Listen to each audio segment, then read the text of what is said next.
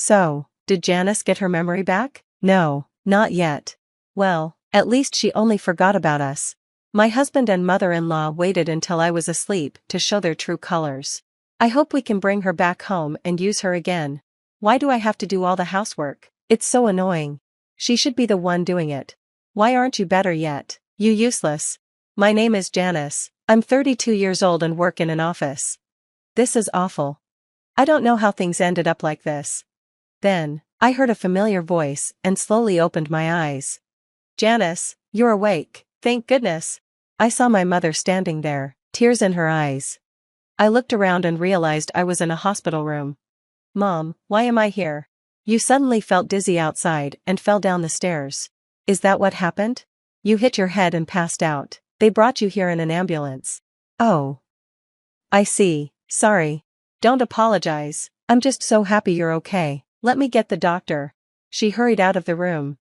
Then, a man walked in. He looked nervous. Janice, are you all right? I frowned. Who are you? What? I'm Vince. I had no idea who he was.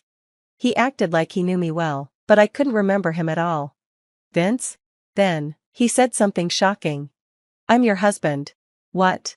That made no sense. I wasn't married. I was supposed to be single. You really don't remember me? I don't know. I don't even know if I'm supposed to have memory loss. Before I could say more, my mother returned with a doctor. Oh, Vince, you're back, she said. Yeah, I brought her some clothes, he replied. They spoke normally, like they knew each other well. Could this man really be my husband? Vince looked worried and turned to my mother. Janice doesn't seem to remember me. Maybe she has amnesia. What? My mother and the doctor looked shocked. We should run more tests, the doctor said. So, I stayed in the hospital for a few more days while they examined me. A lot of people visited, friends, co-workers, I remembered all of them. I even remembered my job. So why had I forgotten my husband?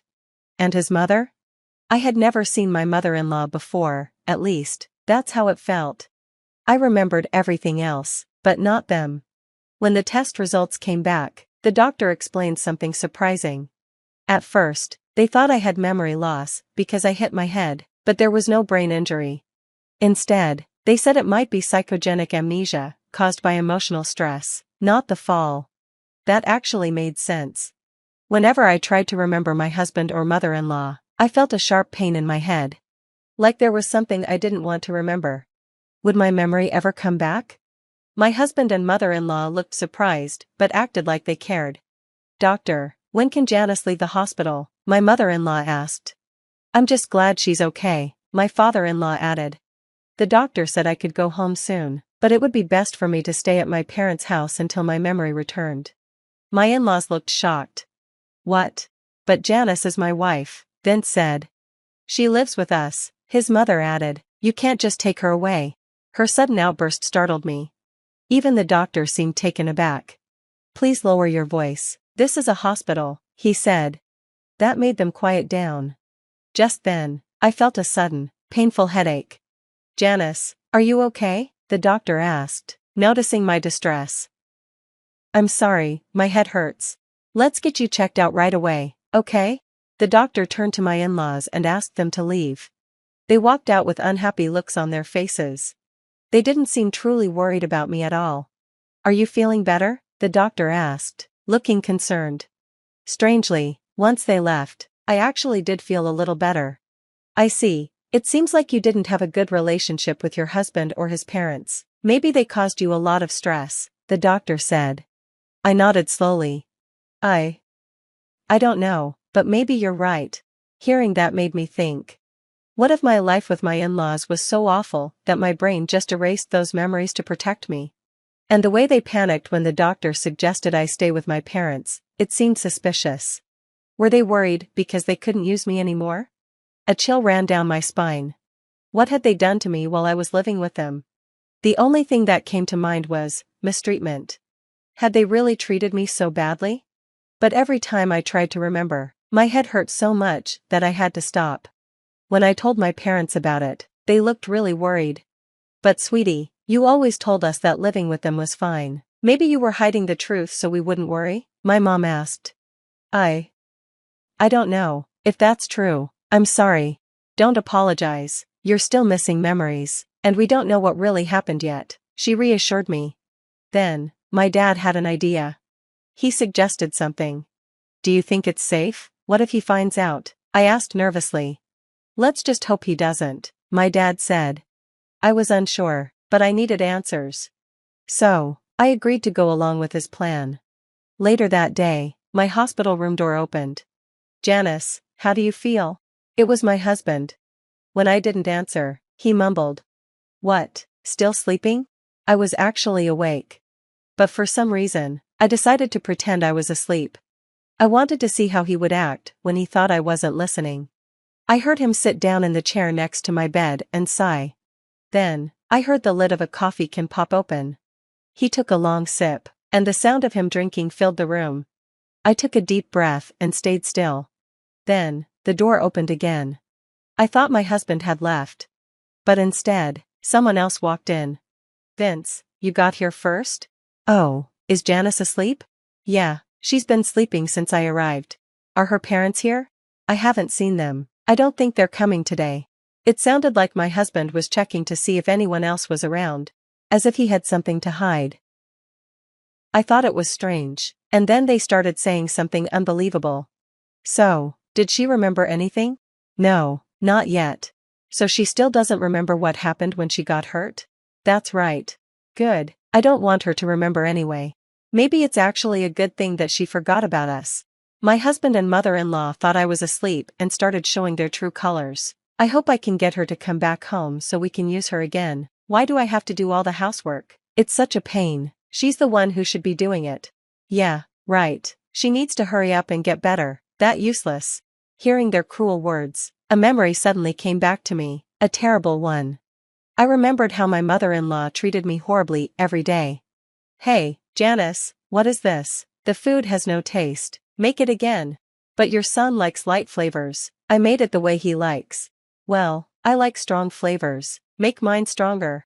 If I redo it now, I'll be late for work. I don't care if you're late. What matters is that my husband and I get a proper meal. Not only did she make me cook breakfast for everyone, but she also forced me to prepare lunch for her and my father-in-law every morning. I even had to pack a lunchbox for my husband. After work, I had to cook dinner, do the laundry, and clean the house. I was always the last to take a bath, usually around midnight. Then, I had to wake up at 5 a.m. to do it all over again. They treated me like a servant. I was so exhausted, both physically and mentally, that I could have collapsed at any moment. Then, another memory hit me. I remembered how I lost my memory. That day, my husband and I went shopping for my mother-in-law's birthday gift. He made me go to several stores before finally picking one. On the way home, I was so tired that I fell asleep in the car. Then, suddenly, "You've got to be kidding me, what are you doing sleeping?" I woke up to my husband yelling. "Oh. I'm sorry," I said, still half asleep. "Get out of the car and walk home, you lousy wife." He pulled over, got out, and yanked open the passenger door. He unbuckled my seatbelt and tried to drag me out. I curled up, covering my head with my hands, but he grabbed my arm and pulled me down hard. I hit the ground with a thud. The impact must have caused my concussion. I must have passed out. That's how I lost my memory. I needed to get out of the hospital and call the police immediately. I pretended to wake up just as my husband and mother-in-law finished talking. When they noticed, they put on fake sad smiles. "Janice, you're awake. How are you feeling? Take your time to recover, we're here for you." Hearing their sweet words made my skin crawl. "I'm sorry, I guess I fell asleep. I had so many tests today, and I'm really tired. Don't worry about it, we'll check on you later." They smiled and left. As soon as they were gone, I called my parents and told them everything, how my in-laws treated me and how my husband had hurt me. They were shocked and furious. Right away, they called the police and reported the abuse. We also decided to file for divorce. But we had to be careful. My in-laws couldn't know what we were planning. A few days later, I was discharged and went to my parents' house. Then, my father and I went to my in-laws' home to get my belongings. They asked if my memory had come back. I lied. I told them the doctor said I might never remember. Their worried faces suddenly lit up. "Oh, that's too bad, But don't worry, dear, you can come back home whenever you're ready, okay? Yes, we care about you very much, Janice.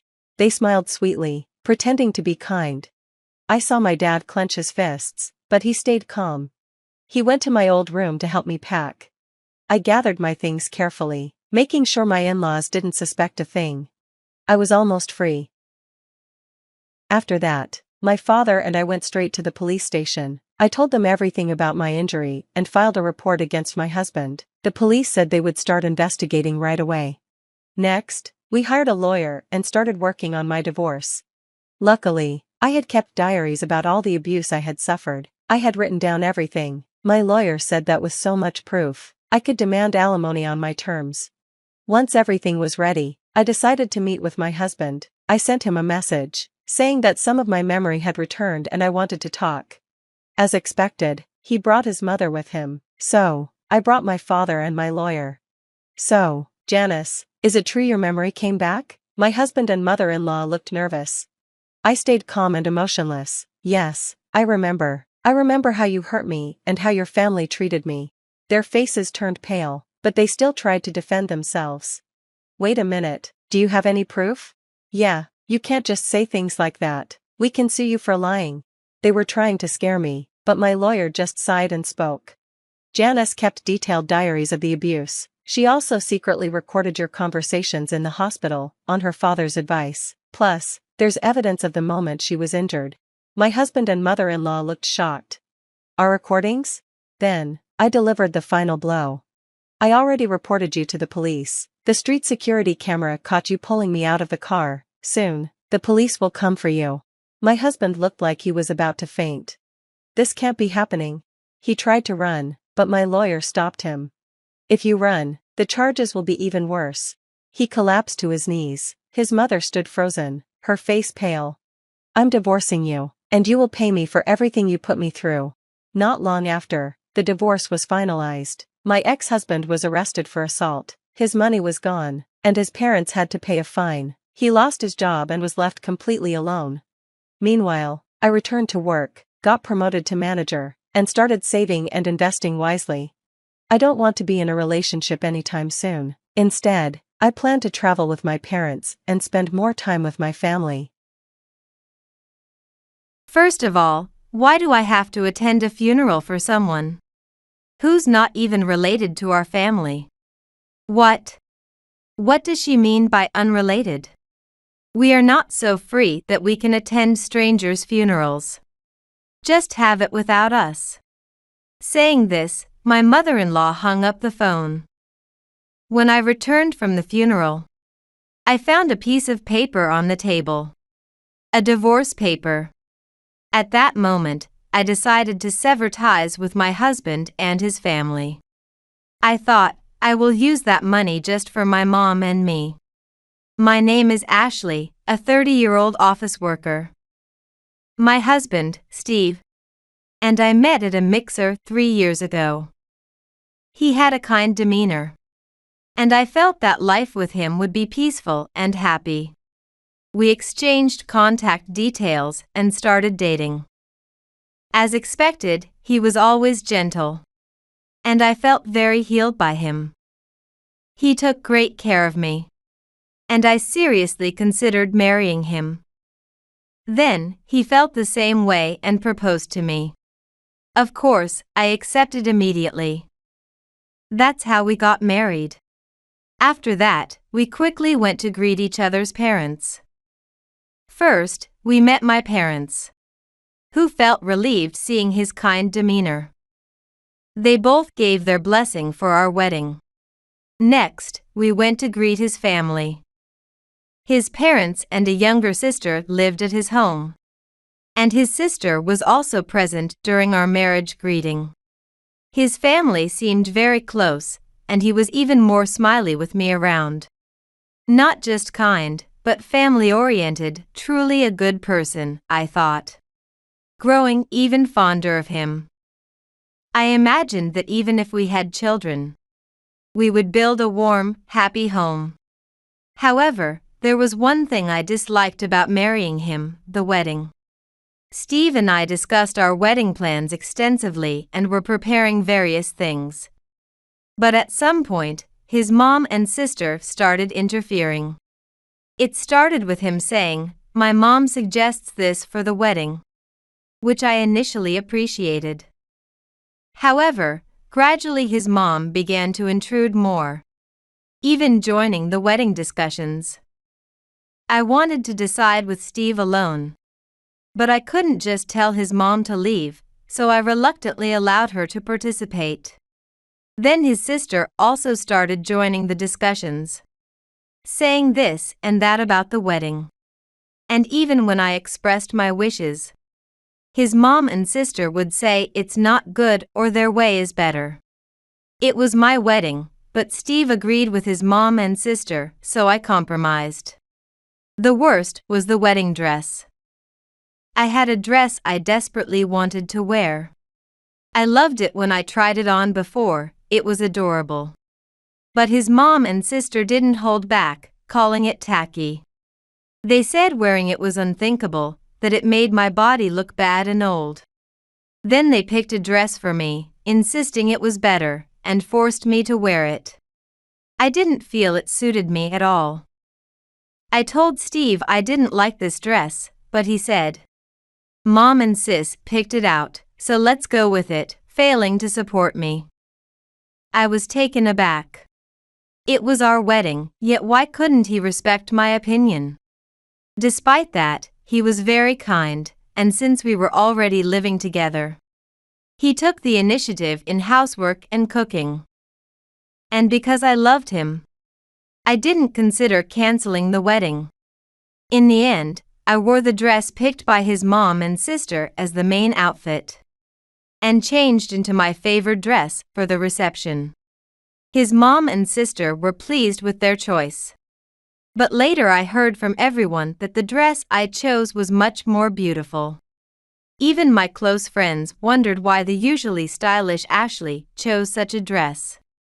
That's how my wedding became both a sweet and bitter memory. And it was an incident that made me distrust his family members. Since then, we've been very careful dealing with his family, which has kept our relations not too bad over 3 years of marriage. But recently, a problem occurred when my dad became seriously ill, requiring care. Since then, I've been visiting my parents' house to care for my dad with my mom.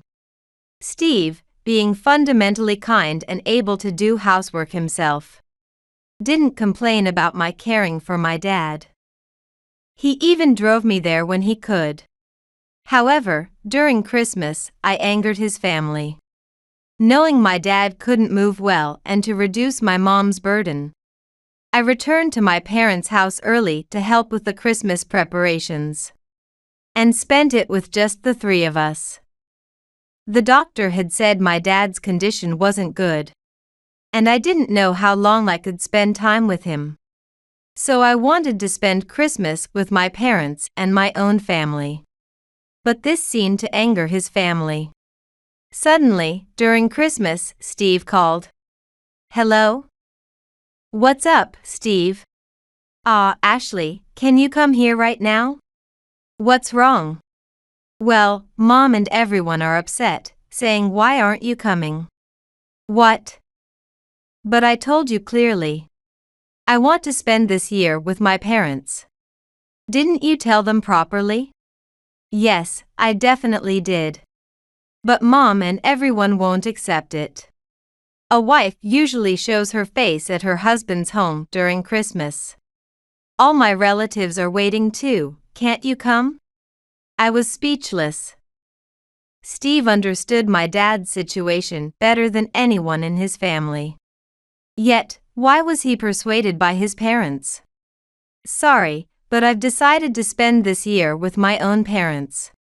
I can't go to your parents' place." When I spoke firmly, Steve sounded very feeble. "Don't say things like that," pleading with me to come, unable to oppose his family. But his parents are still healthy. And even his sister is still at home, and relatives are gathered. So surely it's no problem if I don't attend. Still, I wanted to spend Christmas at my home this year. But this event worsened my relationship with his family suddenly. Later, I visited his family's home with a gift for Christmas greetings and an apology. But they were noticeably cold to me. "Oh, you're coming now? What are you here for?" "Ah, I came for Christmas greetings. Here is a gift of sweets," I said, but my mother-in-law snatched it away, saying coldly, "We don't need any greetings." I realized she was quite angry and apologized. "I'm sorry I couldn't join the family gathering over Christmas. I think Steve has told you, but my dad has a severe illness. And we don't know how much longer he can be with us," I explained. "I wanted to spend Christmas with him. I hope you can understand." As I said this, the family members coldly watched me with crossed arms. "I guess you believe we're not really important to you, huh?" My mother-in-law accused me. "No. That's not true." "Oh really? Then show us some sincerity that you care about us," she challenged. "Sincerity? Yes, that's right. First, buy us the sweets we like. Not just any random sweets like these," she said, and to my shock, she threw the gift of sweets I brought into the trash can. I was stunned. Steve looked uncomfortable. Then his sister spoke up. "Well, I want a pumpkin pie from XX. That bakery was incredibly expensive." Next, my father-in-law said, "Then I'll have a cheesecake from XX. That shop was also quite pricey." Finally, my mother-in-law declared, "I think I'll have chocolates from XX." The price of those chocolates was no less than the pumpkin pie. Moreover, the 3 stores they mentioned were all located quite far from each other. Fulfilling their wishes all at once would be quite a challenge. "Can we agree on just one place?" I asked. The family members gave me the same cold look as before. And then it was Steve who responded, "Of course not, buy everyone what they want." What? I was speechless. I had thought that Steve would support me against such unreasonable demands. Moreover, on the way here, he had promised to try and mediate between his family and me. But as soon as we arrived, he sided with his family. Disappointed in Steve, I rushed to the car and hurried to buy what his family had demanded. However, upon returning, I was scolded for being late and called useless.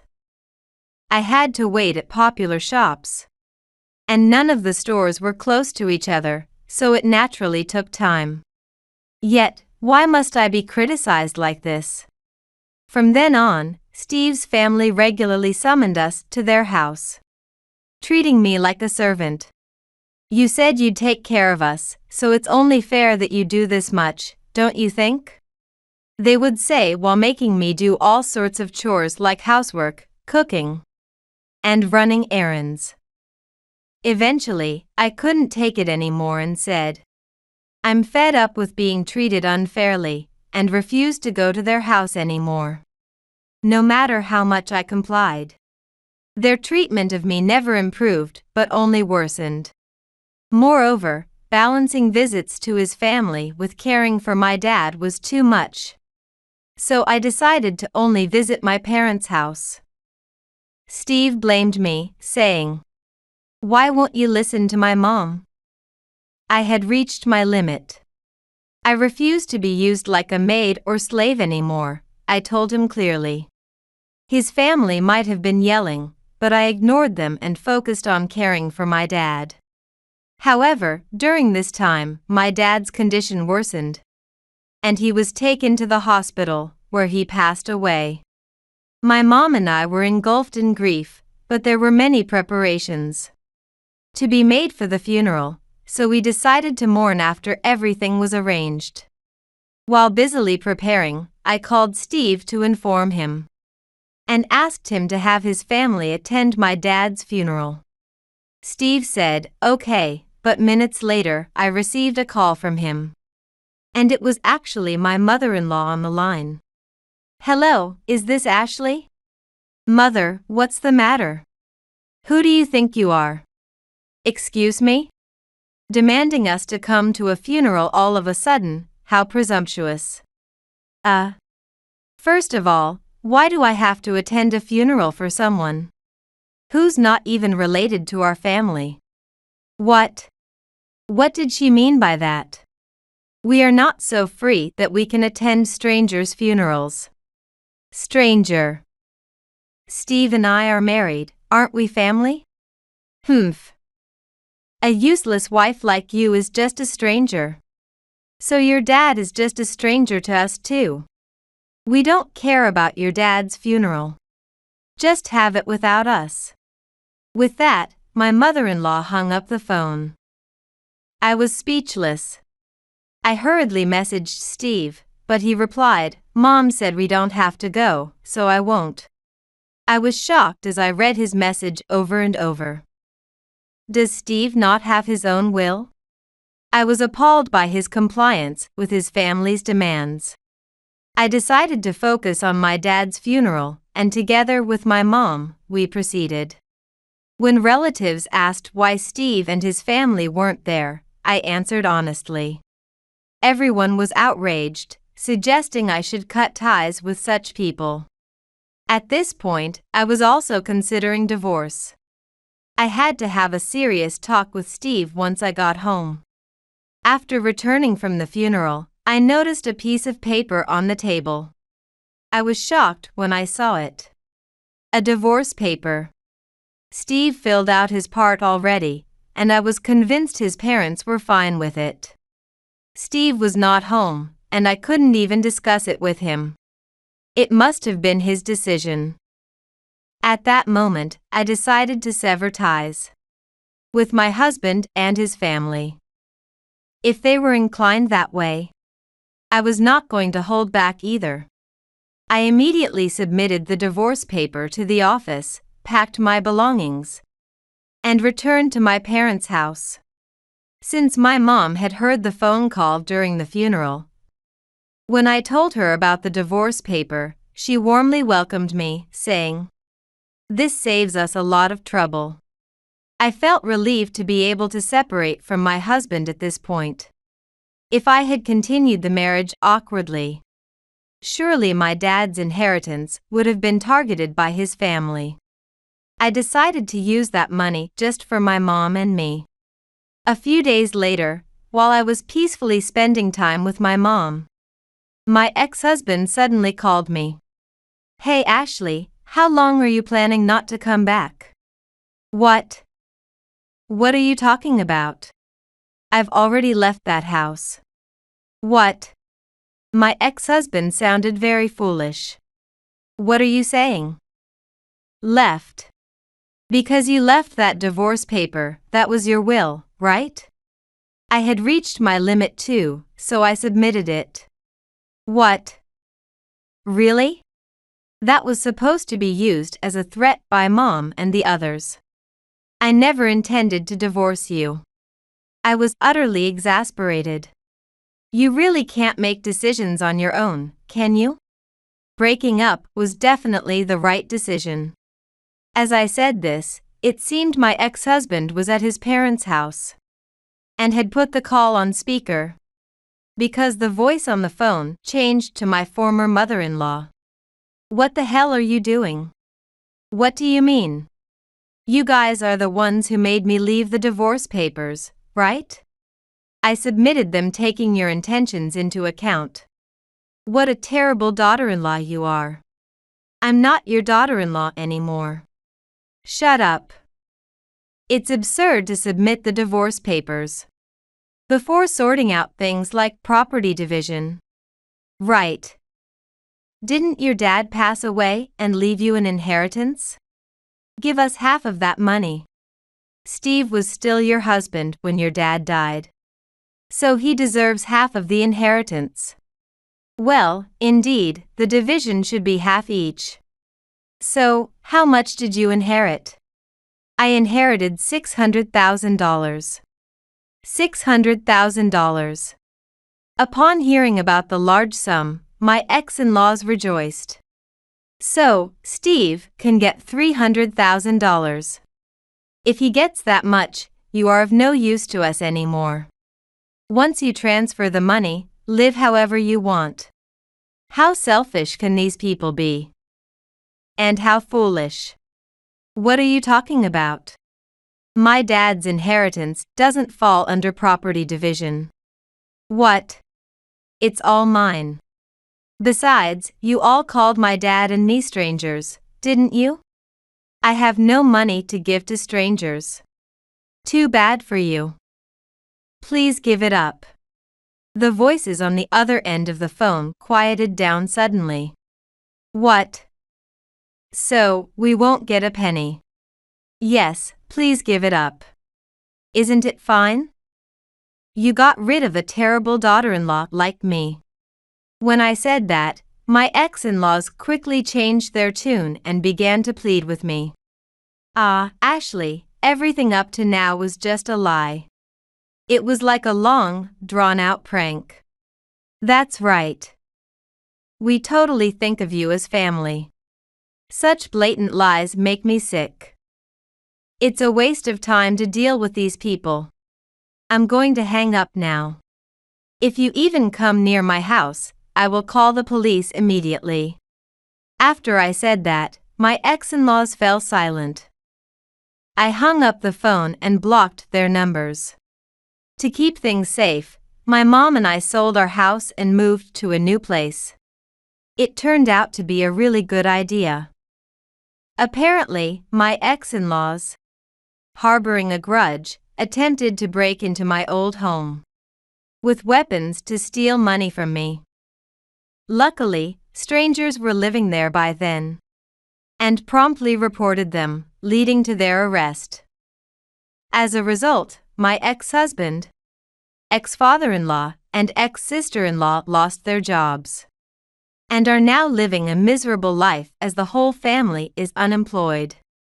Meanwhile, my mom and I signed a lease for a modest apartment, and I am using my dad's inheritance for our future.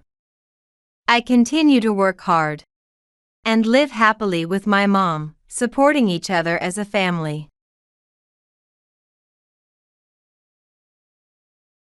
I'm sorry to trouble you, but thank you in advance, even if it's just for a little while.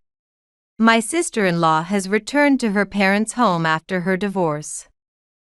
According to her, the divorce was due to differences in values and severe emotional abuse from her husband. Since my husband and I were already living with my in-laws, my sister-in-law apologized to us, looking quite remorseful. I had heard that she planned to find a new job and move out soon, so I told her, "This is your family home, so don't worry and take your time to rest." Little did I know that her return would start to trouble me. My name is Anna. I'm a 31-year-old housewife who works part-time. My husband is often away on business trips in other prefectures. Originally, we lived in a rental apartment, but at my mother-in-law's strong request, we started living with my in-laws. My son is often away on business trips, and I worry about Anna. Living together can save on rent and allow us to save money. We're getting old, so it would be reassuring to have you with us. I was a bit surprised when my husband told me about her suggestion, but I agreed. At the time, we had a good relationship with his parents. And more than anything, it made my life easier. After living together for 2 years, I now honestly regret it. Initially, I got along well with my in-laws, but everything changed last year, when my sister-in-law Rebecca returned home after her divorce. "Anna, I'd like to have pork cutlet for dinner today," Rebecca told me that as I walked in from my part-time job and let go of the grocery bags. "No, you can't just spring that on me. I was planning to cook salmon today." My mother-in-law, who had been watching from the shadows, interjected. You know pork cutlet is Rebecca's favorite, don't you? As a daughter-in-law, you should consider the family's favorites when planning meals. I'm sorry, I'll be more careful next time. I replied nonchalantly and ignored my mother-in-law's sarcasm. I headed to the kitchen to put away the groceries. The meek Rebecca, who had returned home after her divorce, was nowhere to be found. I think now that her apology to me and my husband was just an act. And she had planned to stay at her parents' home all along. My mother-in-law, initially very kind, is now completely under Rebecca's influence. Now, they both harass me daily, treating me like a maid. I do all the household chores. And with my part-time job, I'm always exhausted.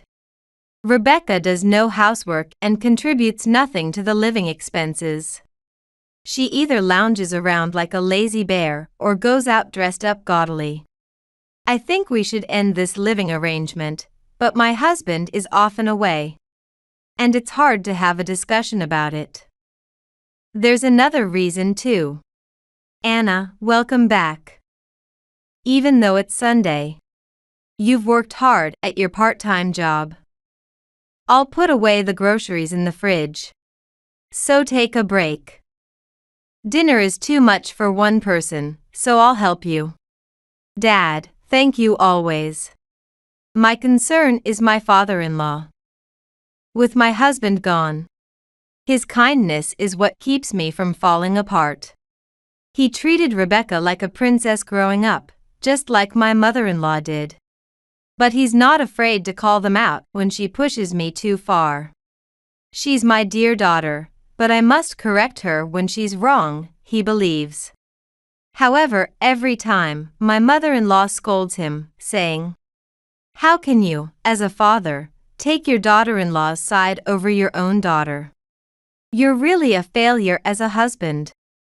I fear that once my husband and I leave this house, my father-in-law will be the one exploited and ridiculed instead of me. I reached the bedroom we use as a couple and sighed heavily. I took my wallet out of my bag and counted the bills inside, recording them in a notebook. There's a reason for this. A year ago, not long after Rebecca returned, I started noticing that the money in my wallet was decreasing. Money is missing again. It started with a few dollars feeling off and gradually increased. Being meticulous about money, I trusted my instincts and began keeping records. When hundreds were missing, I couldn't help but laugh at how obvious it had become that someone was stealing from my wallet. Despite taking measures like carrying my wallet around, Rebecca scolded me, saying, "It's in the way to carry a wallet around while doing household chores." I don't want to suspect a family member, but Rebecca is suspicious. It might seem bad to assume, but she hasn't worked since her divorce yet goes out often. How she manages money is a mystery. I've discussed this with my husband before, but there was no evidence. Next time, I'll definitely catch her in the act. It seems the thief is watching my movements closely, hardly showing any openings. I closed the notebook I had been recording in, put on my apron, and left the room. One day, as I was doing the housework that my mother-in-law had pushed onto me, I decided to take a break and headed to my room. Suddenly, I saw Rebecca opening the door and entering the room my husband and I share. Instantly, thoughts of the money in my wallet flashed through my mind. This was my chance to catch her in the act.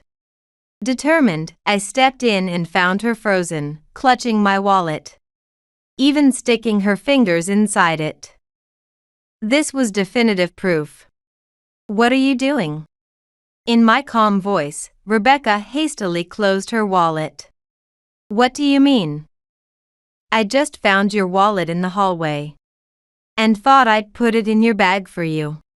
"What were you doing, sticking your fingers inside it?"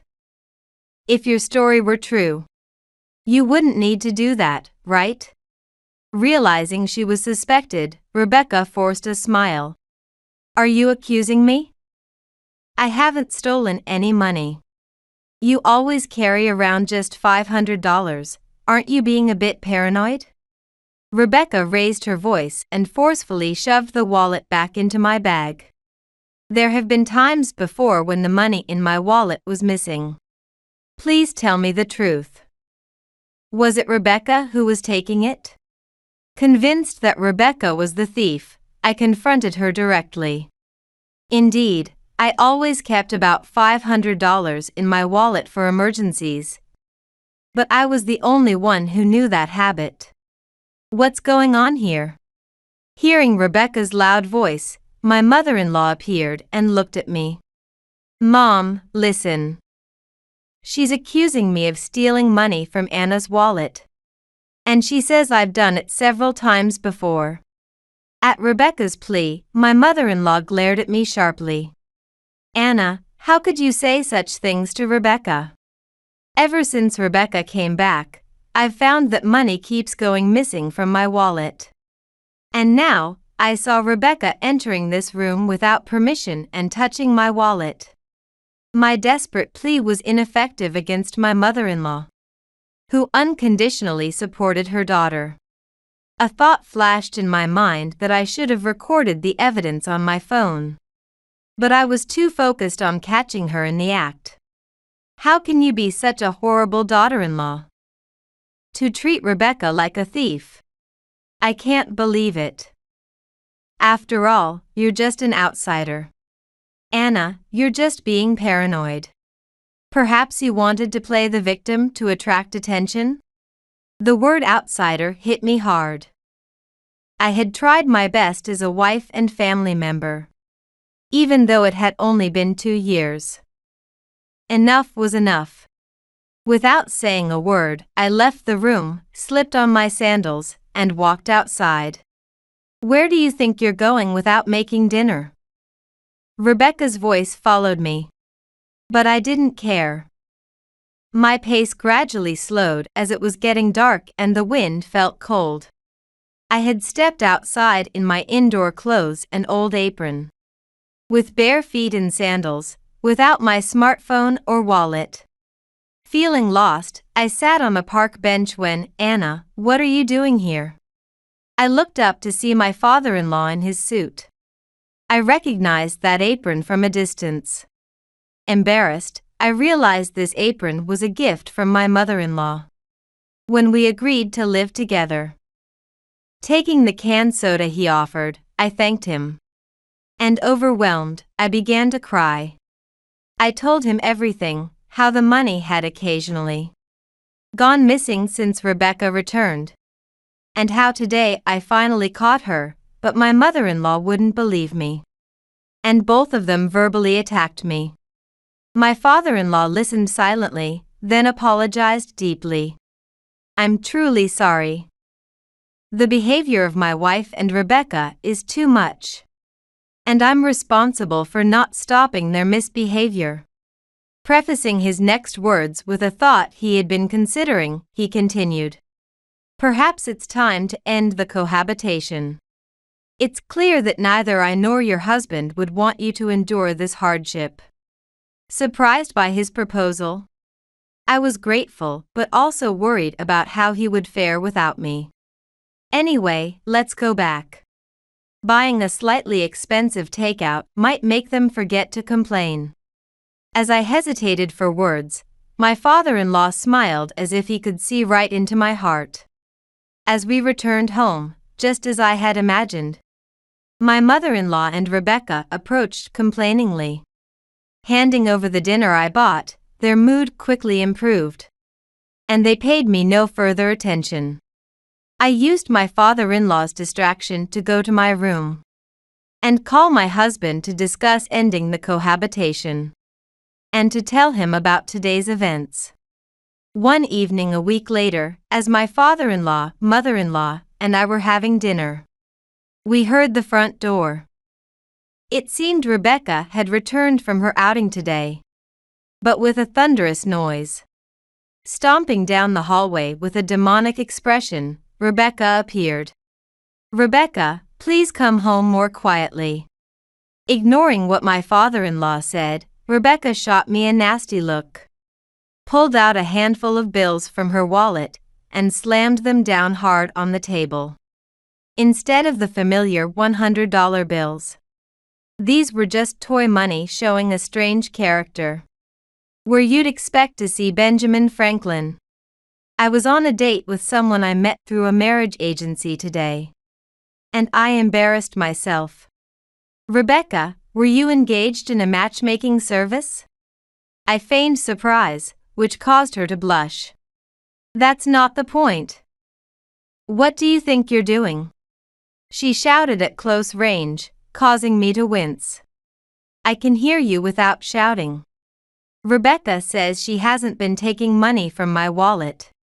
And since my mother-in-law doesn't believe me, I decided to put toy bills in my wallet as a test. It turns out Rebecca was the culprit after all. The fact that she used the toy bills without realizing only shows how habitual her stealing had become, probably not even bothering to check in the dim light of the room. I don't know who she was dating, but the person must have been quite shocked. Realizing she had inadvertently confessed due to my comment, Rebecca froze. At the other end of her gaze, my mother-in-law expressed shock, unbelievable. "Rebecca, wasn't the pocket money I gave you enough? I've been giving you $300 a month from my savings." I can't believe what Anna said was true. My father-in-law, who had believed me from the start, looked at Rebecca with a look of astonishment. "You were giving Rebecca that much money without telling me?"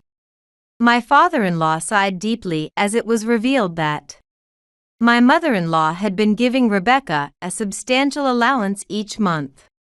Rebecca began to make excuses. "Well, if I remarry, I can be a housewife and live comfortably again. Finding a job and living alone is just too much trouble." This reasoning didn't hold up at all, and even though I had a lot to complain about, the notion that my money was funneled into Rebecca's matchmaking was just laughably absurd. Rebecca looked to our mother for support, but she averted her eyes. Realizing she had no allies left, Rebecca exclaimed, "It's just $100.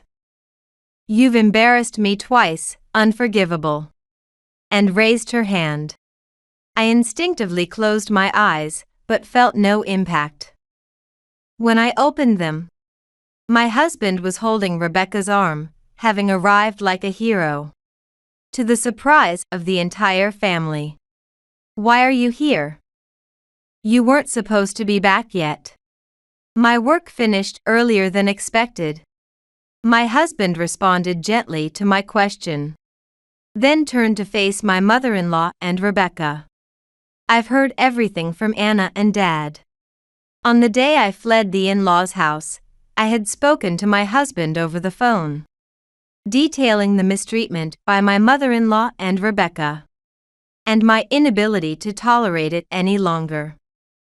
My husband was really apologetic, and thought we should swap the real money for some toy bills to catch Rebecca in front of my in-laws and back up my claims. Now that it's clear Anna was right, shouldn't Mother and Rebecca apologize? Faced with my father-in-law's words and my husband's stern look, my mother-in-law and Rebecca were at a loss for words. Didn't Rebecca promise to find a new job and move out immediately? At my husband's reminder, my mother-in-law retorted, "This is Rebecca's home too. She can stay as long as she wants." Of course, that would have been fine if Anna wasn't being made to suffer, my husband said, standing by my side and placing his hand on my shoulder, which gave me strength. "I've gone over this with my father-in-law and my husband, but I just can't forgive you, Rebecca and mother-in-law. So, we're going to stop living together." My mother-in-law looked shocked, but I reminded her, "You were the one who said I was an outsider." By the way, I spoke on the phone with Rebecca's ex-husband recently. Apparently, her misuse of money and her emotional abuse were the real reasons for their divorce, not what she had been telling everyone. He was furious that he hadn't demanded compensation out of compassion. This was news to all of us, and we all exclaimed in surprise. "Why are you contacting him without permission? You're the one at fault for lying to us." Her ex-husband said he's definitely going to demand compensation from her. Rebecca's face, previously flushed with anger, now turned pale with fear as she trembled. It seems my husband had always had doubts about the reasons for her divorce.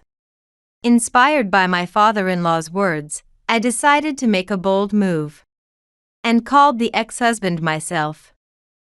At this point, Rebecca was on the verge of tears.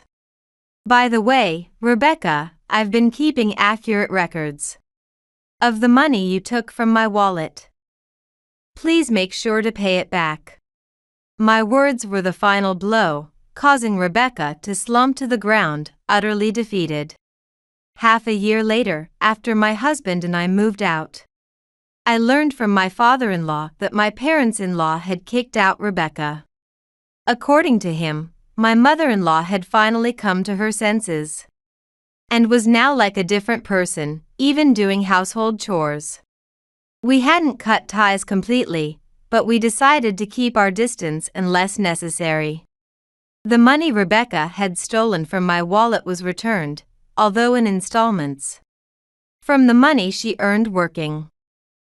However, her ex-husband, outraged by her claims, sued her for compensation for the emotional abuse during their marriage. It's only right that she ended up like this because of her lies. Recently, I received an apology letter from my mother-in-law. I had a moment where I recalled my caring mother-in-law from when I just moved in.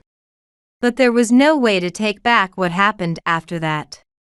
Now, with my husband's work more relaxed, we are enjoying a peaceful life together.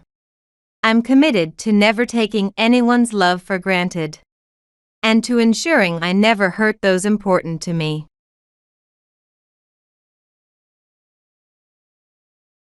I'm visiting my dad at the hospital today. He had a stroke a while back, and now he struggles with paralysis on his right side and has serious issues with swallowing. Although the paralysis has stabilized, there has been no significant improvement in his swallowing difficulties, causing repeated aspiration pneumonia. As a result, he now has a gastrostomy and resides in a nursing care facility.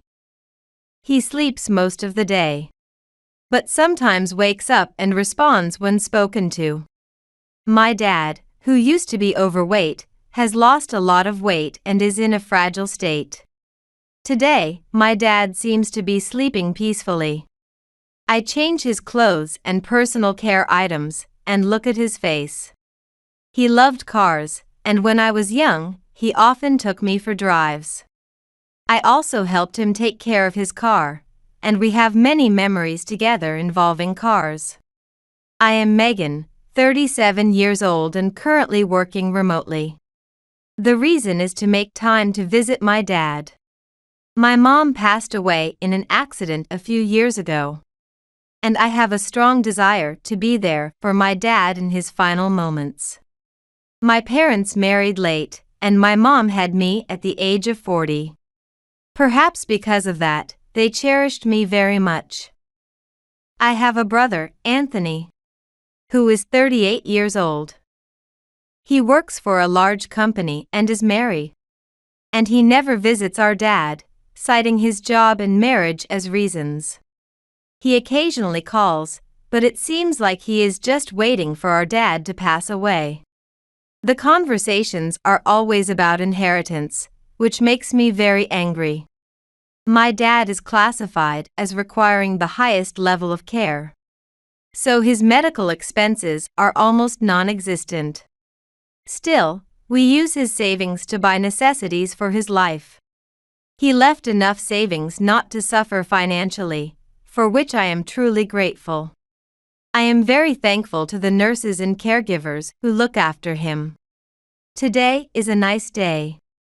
I hold my sleeping dad's hand and talk to him. There is no response. Yet, this time is very precious to me. As usual, I talk about the memories I have with my dad as if talking to myself. After spending about an hour like this, I say, "I'll come again," and leave the room. Every day seems the same, but I feel the time to say goodbye is getting closer. Yet, I still believe that tomorrow will be another unchanging day. In the middle of the night, I receive a call from the nursing care facility saying that my dad is critically ill, and I rush to be by his side. It seems they also contacted Anthony, but he was not there when I arrived. "Dad, hold on," I desperately call out to him, but soon a beeping sound rings out. The doctor announces that my dad has passed away. I wanted him to live longer, and I cried in sadness. Tears kept flowing endlessly. I don't remember much after that. Feeling hollow, my aunt took care of various things for me. She seems to have contacted my brother, who is supposed to be the chief mourner. But he only responded, "I'll come if it's about the inheritance," and hung up. Instead, I took on the role of chief mourner. I only greeted the attendees, but I was told that I could barely stand after that. I hold my dad's portrait, forcing me to confront his death. After the funeral, I took paid leave from work to sort out my feelings. Every day, I talked to my mom's and dad's portraits. When my mom died out of the blue in an accident, I feel like my dad was going through what I'm feeling at this moment. After his stroke, he once murmured, "Honey, my parents had a very good relationship for many years, and I never saw them argue. They respected and cared for each other so much that it was embarrassing to watch." Although Anthony ridiculed our parents, I loved them very much. I wanted to have a marriage like theirs. But I couldn't have my wedding while they were alive. Instead, Anthony got married and had children, which I am grateful for. Suddenly, the month after my dad's death arrived, and after discussing with my aunt, we decided to hold a joint memorial service for my mom's 7th anniversary. It would make both of our parents happy, we agreed. Then, during the meal after the memorial service, Anthony and his wife suddenly showed up at the ceremony hall. I had sent them an invitation for the service, but showing up after it was over was just appalling.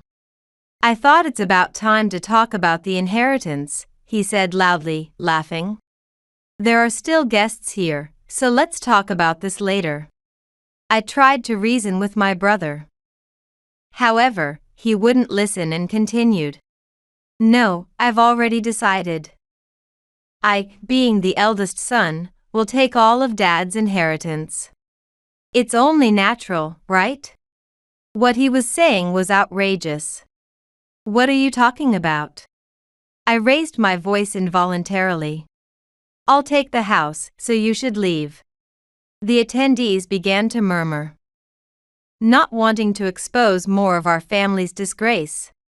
I said, "Anyway, let's talk about this later," and drove Anthony and his wife out of the room. After seeing off the guests, I returned home and talked with Anthony and his wife in the room again. "You didn't even come to the wake or the funeral. Yet you have the nerve to say you'll take everything?" After I said my prayers by the portraits, I brought up the topic with my brother, Anthony. Of course, Anthony and his wife didn't join in the prayer. There's no way I'd attend such a boring thing. I'm busy, you know. Unlike you lounging around at home, I have a lot to do at a major corporation. Couldn't your wife have at least helped out? I couldn't help but glare at my sister-in-law. I thought it was useless to say anything to someone who doesn't understand common sense, but I was utterly appalled by her selfish attitude. "No way, don't make your sister-in-law mingle with strangers, that's like harassment." My sister-in-law laughed softly as she responded. "I think it's common sense, though. Birds of a feather flock together. I thought they were well matched in their senselessness. More importantly, it's about inheritance." With that said by Anthony, I brought out the bank book I had been entrusted with by our dad. Anthony snatched the bank book and checked the balance. "What's this? Is this all? Have you been dipping into it?" He seemed irritated that the balance was lower than expected.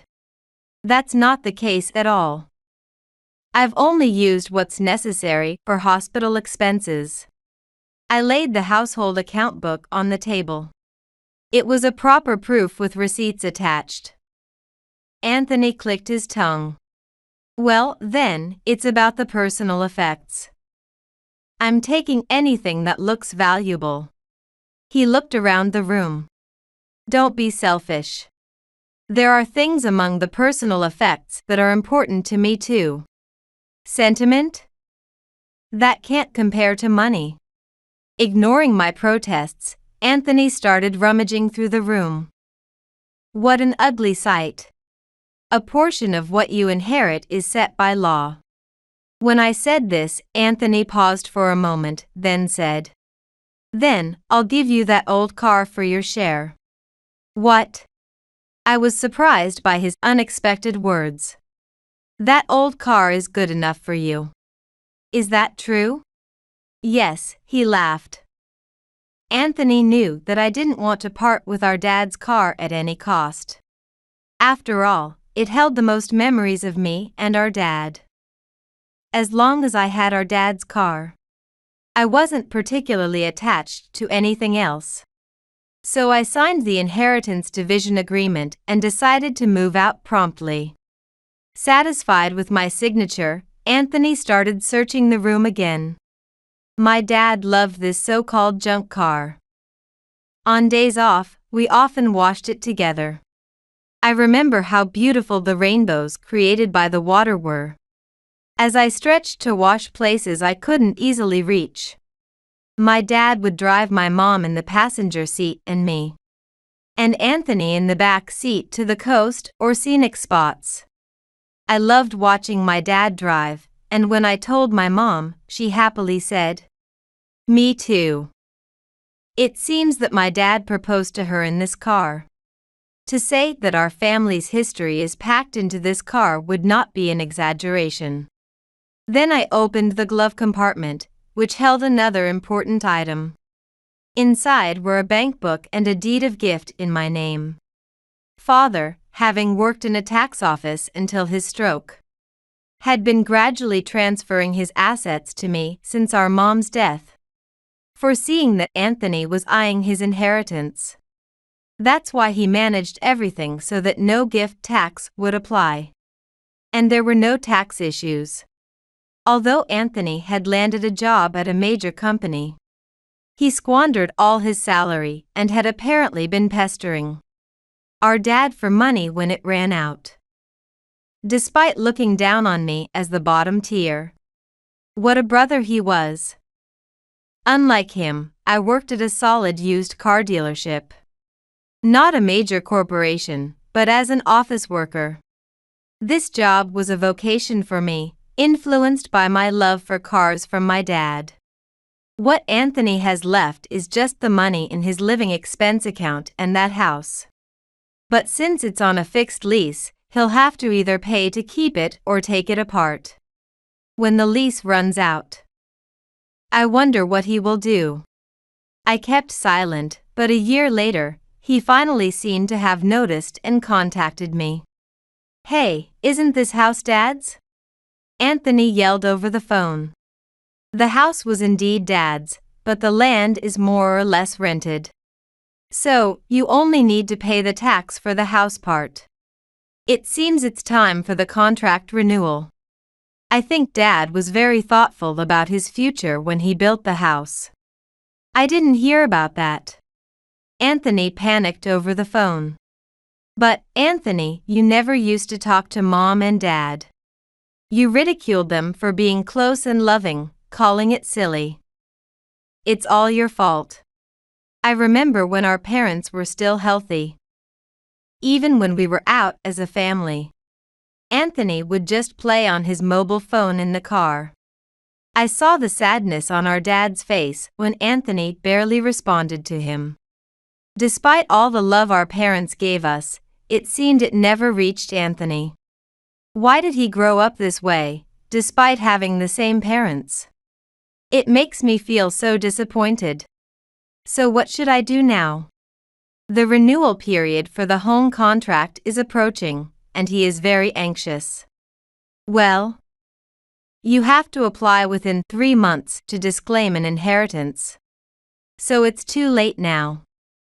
So, you either have to pay the land renewal fee or pay the demolition costs to vacate. I only inherited the car, so the house has nothing to do with me. I took a very cold and calm attitude. Did you know and deceive me? Deceive you? That's outrageous. I said I only inherited the car because that's what Anthony wanted. I just followed it. Yes, I never insisted on anything about inheritance. Anthony made all the commands. That's right. The car. I've been researching it ever since. It seems like an amazing car. Anthony had thought our dad's car was just an old clunker with no value. But now that he understood its true value, he seemed eager to make some money from it. Ah, you finally noticed. Anthony, who always drives the latest cars, couldn't see its value. It's a classic car. It's a 1970 GTR 2-door hardtop. It has very specific details like the emblem and the rear over fenders. It also has custom modifications made by our dad himself. A testament to the hard work he put in when he was young to buy it. I respected our dad, which is why I wanted that car so much. It's really good that Anthony, who likes new things, didn't understand the value of that car. No matter how much I explained, Anthony, who is not knowledgeable about cars, probably wouldn't understand. As if to clear up past grievances, I deliberately used technical terms to explain it in a way that Anthony wouldn't understand. Sell that car and turn it into money. Then give me that money. Enough. I interrupted Anthony's words. Don't involve me anymore. I plan to gradually maintain the car at my workplace. It's too old for ordinary repair shops to handle, so the repairs will be very costly. That's why I'll fix it myself. Can you do that, Anthony?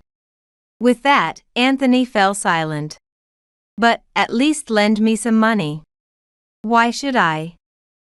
Haven't you always bragged about your high income from working at a big corporation? I mentioned that I knew Anthony had been begging our dad for money. Anthony had nothing to say. You live beyond your means because you like to spend freely. So now you don't have money for living expenses. I heard Anthony grunt. I know you've been gambling lately. If you know, then lend me some. There's no way someone would lend money that won't come back to a person they have no relation with. I'm changing this phone number too, so don't call me anymore. Bye, I said and hung up the phone. I felt truly refreshed. Since then, Anthony, trying to rely on relatives but ignored by everyone since the month memorial service, had no choice but to resort to loan sharks. He eventually became sidelined at work because of repeated delays in debt payments and the collection calls that reached his workplace. Naturally, his income decreased significantly, and he continued to default, leading a downhill life as he rolled from one shady lender to another. Eventually, unable to withstand the rumors within the company, Anthony resigned and did a midnight flit to escape from the debt collectors. With Anthony no longer pestering me for funds, I've found some calm in my life, both mentally and physically.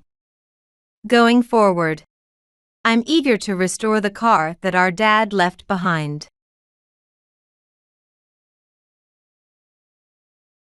My father's hospital is outdated.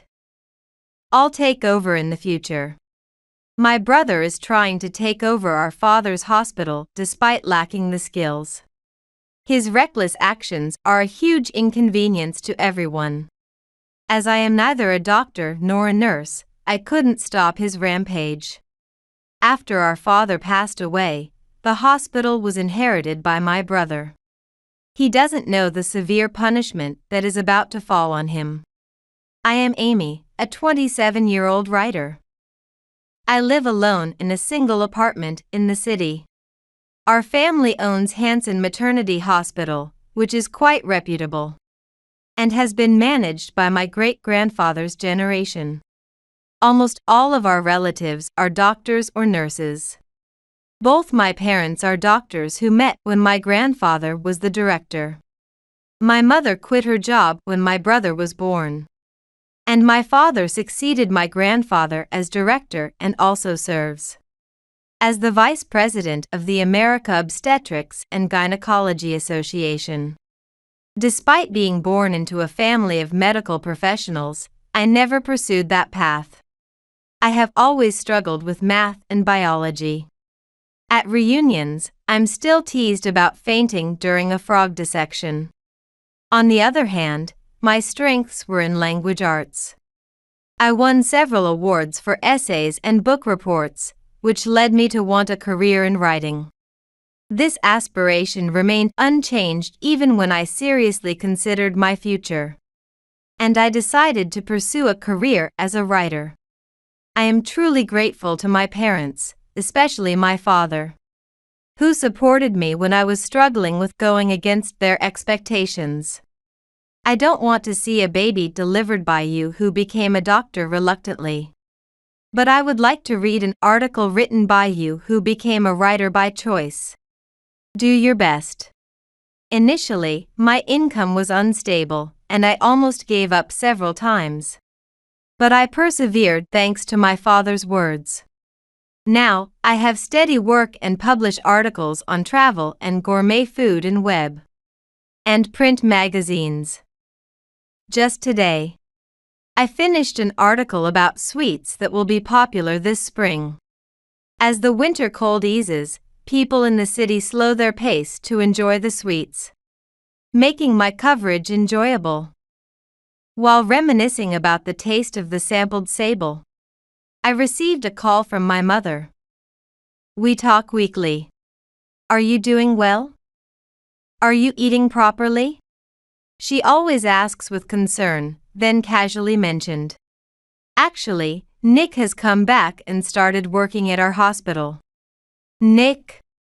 My brother, Nick, is an obstetrician like our father, but had been working at a university hospital instead of Hanson Maternity Hospital to avoid special treatment as the director's son. A decision enforced by our father despite Nick's dissatisfaction. He has worked there for 4 years, so it must have been a good experience. Lately, your father has not been feeling well, and he seems to be considering his successor. Dad is already 73 years old. Maybe it's time for you two to relax? When I suggested that, my mother replied, maybe so. How about we go to Hawaii on your treat? She joked before hanging up. I wonder if everything is okay. I muttered to myself. Nick has always been selfish, especially in his relationship with our father. The thought of him living at home and working at our father's hospital. I hoped nothing would happen, but unfortunately, my fears were soon realized. Soon after hearing about it, Nick moved back home and quickly caused the issues I feared. Hanson Maternity Hospital has a large scale with 100 beds, and he proposed adding a new wing with 30 beds. Dad might not understand, but just being new makes it popular. Let's make the private rooms and meals as luxurious as a high-end hotel. Of course, our father opposed it. There's no need for more beds.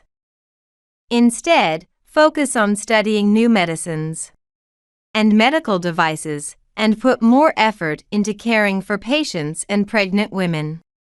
But Nick didn't listen to our father at all, and proceeded with the construction of the new wing.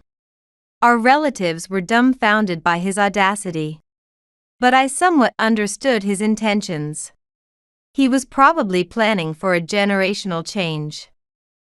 Once he becomes the director, he plans to make the new wing the main facility, demolish the old one, and manage the hospital by catering only to high-end patients. Nick has always described our father's hospital as an old-fashioned, outdated hospital. Despite its history, it has undergone several renovations and repairs, and the administrative and cleaning staff always keep it immaculately clean. Feeling gloomy about Nick's takeover plans, I couldn't help but feel uneasy. In addition, there's another concern. Around the same time my brother started working at the hospital, Lucy started working there too as a medical administrator. She's my brother's wife, and now they live together at my parents' home. She hasn't caused any problems at work or home. However, my mother once confided in me. Actually, I think she's quite cunning. What do you mean? I asked, but my mother didn't go into details. We just have to get along. At my age, I'd rather not deal with mother-in-law and daughter-in-law issues. She laughed it off, but her words left a seed of unease in me. How are my brother and his wife getting along with my parents? It concerned me. But I was so busy with work deadlines that I couldn't go to check on them. One day, while I was writing an article for a magazine, I received a call from my mother. I thought it was just our usual update, but she started the conversation visibly shaken. Your father has collapsed. Immediately, I grabbed only my jacket, rushed out of my apartment, and headed to the hospital where my father was taken. Fortunately, by the time I arrived, his condition had stabilized, and he was sleeping with a tired expression. As I slumped to the floor, drained, my mother looked at me with a teary smile. I'm sorry. He'll need to be hospitalized for a while, but for now, he's not in any danger. That's a relief, really, I'm so glad. But then, my mother's voice grew somber. However, the doctor said that if he collapses again, it could be dangerous. That's terrible. I had heard that he hadn't been feeling well recently, but I never imagined it would come to this. As I lost my words, my mother smiled again. Let's be strong. Your father is doing his best, so we need to support him. Yes, you're right. Just as my mother said, we needed to be strong. I repeated that to myself several times. But what about the hospital? It'll be fine. Everyone at our hospital is excellent. Her words were true. During my father's absence, the doctors and staff united to protect the hospital. Not only that, but doctors who had connections with my father also came to help. When I went around thanking them, despite their busy schedules, they responded with smiles. Considering what the director has done for us, this is the least we can do. I'm really grateful to your father. It's good to be able to give back. It was as if my father's network had created a large supportive circle around Hanson Maternity Hospital.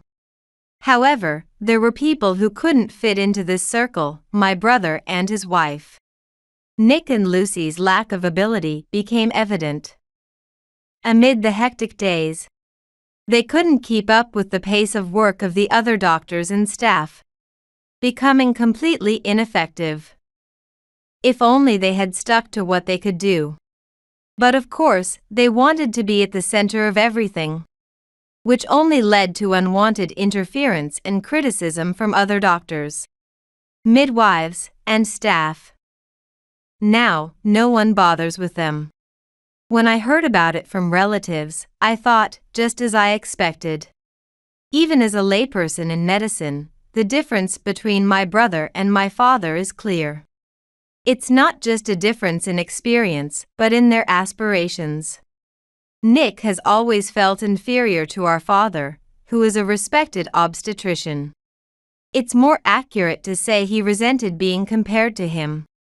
But I've never seen my brother make an effort to study or seek guidance to catch up with our father. Nick has a strong need for recognition but doesn't put in the effort, unlike our father, who dedicates himself to his patients and sets an example for everyone. Lucy also became overwhelmed with the influx of tasks, hysterically complaining. I wasn't told it would be this busy.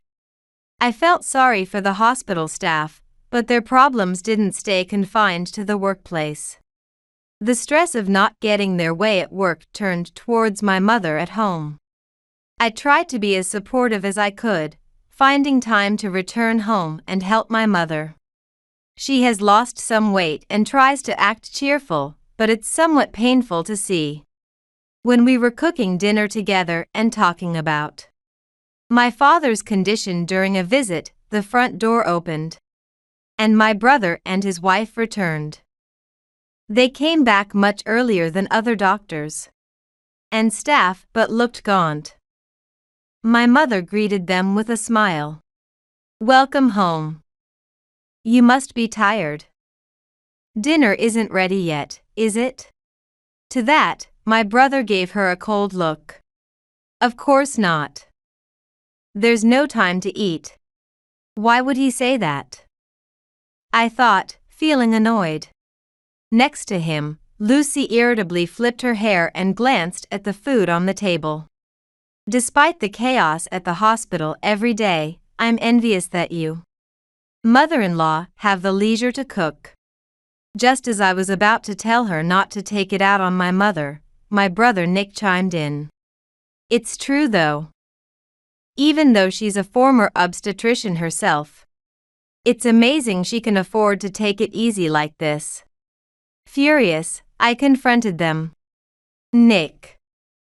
And you too, Lucy, enough is enough. Mom is taking care of Dad.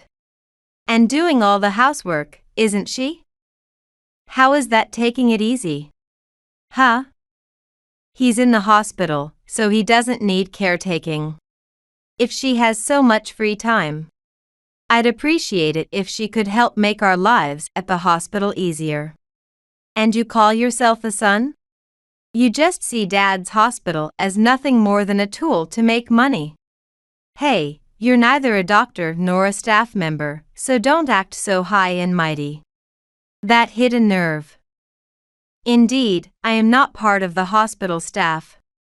No matter how much I care about the hospital, I am ultimately an outsider. Yet, I couldn't calm down unless I said something, so I showed my teeth to them. However, my mother gently touched my shoulder. It's okay, Amy. Your brother and his wife are tired too. But I bit my lip, frustrated, and my mother whispered in my ear softly. Dad will be discharged from the hospital soon. I want to keep things as peaceful as possible. Faced with that, I had no choice but to back down. Nick looked down on me with a disdainful gaze. After some time, when my father was discharged, we all breathed a sigh of relief from the bottom of our hearts. The hospital's doctors and staff warmly welcomed my father back. However, it seemed that Nick was annoyed by my father's return. At home, he began to treat my father as an inconvenience, and even loudly claimed that my father no longer has the demeanor of a director. Lucy was harsh with my mother too. But whenever I confronted them, both my father and mother would always stop me. Let's try to have a good time while Amy is here. If that's what my parents wished for, as much as it frustrated me, I had to let go of my grievances against Nick and his wife. I forced myself to switch gears just so my parents could smile. My father seemed lively as ever at the hospital. He even seemed to enjoy reading the articles I wrote, even though he wasn't really interested in gourmet food. At night, the three of us, mother, father, and I would reminisce. The old pop songs my father used to sing when drunk, he now hummed quietly. In those moments, my father always had a gentle smile. And unbeknownst to us, he was quietly getting his affairs in order. As the seasons changed and the leaves on the street trees began to turn yellow, my father collapsed again. Remembering what was said last time, we braced ourselves. My father regained consciousness just once before he died, looked around at us all, smiled slightly, and then slowly exhaled his last breath. It was a quiet and peaceful end, fitting for my father. "Thank you, Dad," I said, supporting my sobbing mother and expressing my deepest gratitude to my father. At my father's funeral, people from the hospital and those who knew him came one after another to offer their condolences. The grief of losing my father was still fresh, but it felt honorable to see so many gather and mourn him. Everyone felt the same, except for Nick and Lucy. They didn't greet the mourners or say thanks. Lucy even fidgeted during the funeral. They only greeted well-positioned hospital officials, trying to curry favor. But those approached by Nick and Lucy brushed off their greetings. Everyone was visibly tired of Nick's claims of "I will inherit the hospital." No one wanted such a person to run the hospital. For the first time, I regretted not pursuing a career in medicine. A few days later, a lawyer announced my father's will. Our main concern was the future of Hanson Maternity Hospital. Contrary to our concerns, the will simply stated, "The hospital is to be left entirely to my eldest son, Nick." At that moment, Nick and Lucy looked triumphantly at the relatives. They already had the gaze of someone overseeing subordinates. Whispers filled the room, not of celebration but of worry for the future. I let out a loud sigh, audible to Nick and Lucy, which they clearly did not appreciate. Nick snorted loudly and stood up, Lucy following him. "Remember this, I'm inheriting the hospital. From now on, we'll do things my way. I'm never coming back to this house." With those words, they slammed the door shut. In the ensuing silence, an uncle muttered, "That guy, he's got it all wrong." At his words, all the relatives burst into laughter. Our laughter must have been audible to Nick, but he wouldn't understand why for some time. Nick quickly proved he was not fit to be the director. His selfish and tyrannical behavior led to mass resignations. The vendors he had deals with severed their contracts. As a result, the hospital's service deteriorated and the number of patients plummeted. No one was willing to follow a leader who wielded power without capability. As for Nick and Lucy, they faced further troubles. Unknown to them, the hospital was in debt of over $1 million due to the new wing Nick had unilaterally decided to build. Nick was unaware of the debt. With my father's will stating the hospital to Nick, he also inherited this massive debt. Nick and Lucy lost their home and were left destitute, a fitting end to their actions. Neither my mother nor I, nor the relatives, intended to help them. Once, they tried to return to the family home, but we firmly drove them out, remembering their vow never to return. Despite Nick's actions, we couldn't let the hospital close. The hospital staff ousted the incompetent Nick. And one of my father's most devoted subordinates took over. Thanks to their diligent work and skilled management, the hospital gradually recovered. As for Nick, he lost his job, and his bad reputation spread quickly due to my father's national renown. He's still struggling to find re-employment. After my father's death, I moved in with my mother. With the insurance money and her savings, we're not struggling. But I want to be there for her. I continue to write as a freelance writer, living quietly with my mother. She grins as she watches me type. Mr. Thompson, who took over the hospital, seems to be interested in you, Amy. Why not go out for a meal with him sometime? I glance at my mother. It's an intriguing suggestion, but for now, I'll think about it. I turn back to my computer screen. I have to finish this article. It's my first attempt at an essay. The title is just one word, father, but maybe it's a bit austere?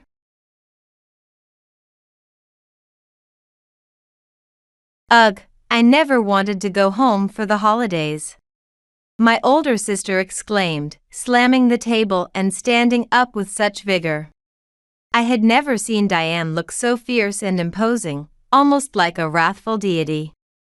It was so frightening, it felt like it could haunt my dreams. That New Year's remains an unforgettable turning point in my life. My name is Kathy. Just the other day, my daughter asked me, "Why do you bother saying hello to telemarketers, Mom? It's just a sales pitch. And they can't even see you anyway." I let her know that it's just good manners. To be grateful and considerate, no matter the circumstances. But she just said, and brushed it off, slightly breaking my heart. You'll understand when you start working. Today, I want to share a story that happened to me 5 years ago. I'd really like you to hear it. At that time, I was a hard-working career woman at a foreign company in New York. However, a phone call changed my life drastically. My mom, who raised my older sister, Diane, and me as a single mom, had broken her leg and was hospitalized. Living in New York, neither Diane nor I were at our family home anymore. Since Mom was hospitalized, one of us had to go back to the countryside. Diane, who ran a law firm, couldn't leave her responsibilities. I had important roles too, but I was more replaceable. So, I took it upon myself to take a leave of absence and return to the countryside. But right before I was set to leave, my company told me that if my leave became long-term, I would have to step down from my position and be reassigned to a different department upon return. Essentially, they indicated that they did not need someone who would be absent. As a single woman at the time, even before announcing my leave, I felt pressured as if they expected me to eventually leave due to marriage and childbirth. While society now better understands women's roles at work, back then, despite the company's outward rhetoric, the underlying belief was that women are likely to take leaves, so we don't want to keep them in leadership positions. Few understood, and I often felt envied by some male colleagues, because I held a higher position than they did. This demotion seemed easily imagined as someone complaining that you can't rely on someone who takes leave, and it's hard to back them up when they return. If only the duration of my leave had been clear. Depending on my mom's rehabilitation progress, she might need support even after her discharge. She couldn't drive, meaning someone needed to assist her with hospital visits and shopping. It was clear my leave would not be short. With no set end date, and no return to my previous position in sight, the situation was increasingly uncomfortable. That's when I decided to resign. I moved out of my apartment and committed to supporting my mom full-time. If it helps mom recover, it's worth it. But when I first saw her at the hospital, I somewhat regretted coming back. Her first words were, "You hardly ever show your face, but now you come because of this." Admittedly, I hadn't been able to visit home often due to work, especially after promotions in my 30s that made visits rare. But to say such things to a daughter who had quit her job to return felt unfair. Mom was likely stressed from her injury and unfamiliar hospital life, so I let it slide at the time. However, her snide remarks continued with each visit. Once discharged, the minor jabs turned into outright verbal abuse. Struggling with mobility in a non-barrier-free home, she often lashed out. I was assisting her with everything, but once when I was momentarily in the bathroom, she hurled the remote at me for being slow. I wondered if it was something urgent, but it turned out she just wanted some tea. Honestly, I thought all this anger over just that. But right now, I am acting as my mom's hands and feet, helping around the house. The one who can't move freely and is suffering the most must be my mom. I thought this was a time to quietly endure and support her, so I resolved to be patient. However, my mom not only trampled over my consideration, but it felt like she stomped on it and then jumped on it repeatedly with great force. Mom would frequently get angry and throw things, aiming for my face with remotes and phones. It's a wonder my reflexes hadn't sharpened from dodging objects, almost as if I could evade arrows like the legendary warrior. Her reasons were often unreasonable: "You're late, your touch is too strong during care. You made a face for a moment." Honestly, I wasn't doing those things. My care was careful but firm enough to support her. To avoid complaints about being late, I began holding off on bathroom breaks. And I hurried through baths with astonishing speed. I wasn't too happy with how my face looked, and with everything going on, it wouldn't be weird if I appeared upset. But I tried to keep a smile on, even when she said I looked like I was frowning, which I didn't think was true. Eventually, her verbal abuse extended beyond care-related issues. "You're useless, you'll never get rehired. How long do you plan to stay in our house? Why did you quit? If you were working, you could have renovated the house to make it easier for me to live in." Day by day, I faced her anger. The gratitude I had for the mom who raised me alone was dwindling to ashes. I hadn't wanted to quit.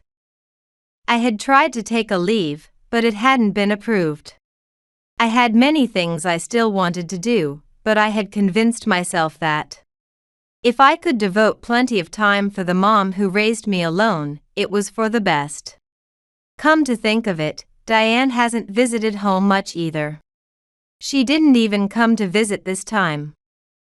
And yet, why do I, who quit my job to come back, have to endure being spoken to like this?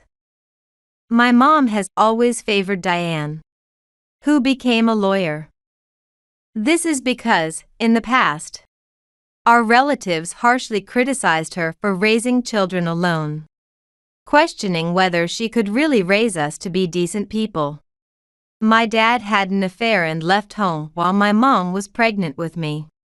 The marriage between my dad and mom wasn't well received by those around them to begin with, and upon learning of the divorce, my grandma hysterically scolded my mom, saying, "I told you so."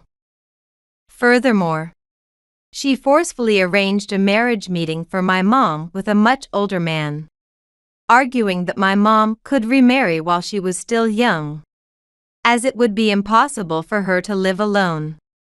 Of course, my mom furiously refused such a marriage, and my grandma tried to prevent her from staying single by involving other relatives. As a result, This incident led to a severance of ties between my grandma and my mom. My mom was really eager for Diane and me to be the perfect daughters. I was always getting scolded as a kid if things didn't turn out how she wanted. She never complimented me for getting good grades. But she would get upset if I didn't do well. Often as a child, I felt like taunting her, asking, "Did you always score so high when you were a kid?" I had such rebellious thoughts. But Diane was the exemplary student my mom wanted. Thus, Diane became a lawyer. As soon as she did, my mom, who had cut ties with my grandma and other relatives, started contacting them to brag about Diane. Needless to say, this made us somewhat unpopular among the relatives. I wasn't a foolish child either. I did well in school and landed a job at a respectable company, but to my mom, the lawyer title Diane held was significant. I was always compared to her and treated as the lesser child. However, it wasn't as if she threw things or hurled abuse like she did with me. Diane seemed to be treated more kindly, or so it appeared, and her behavior was also more gentle. The stress of the injury and the considerable support my mom received from the nurses at the hospital, who attended to her every need, seemed to have created an expectation in her mind that it was normal for everyone to comply with her demands.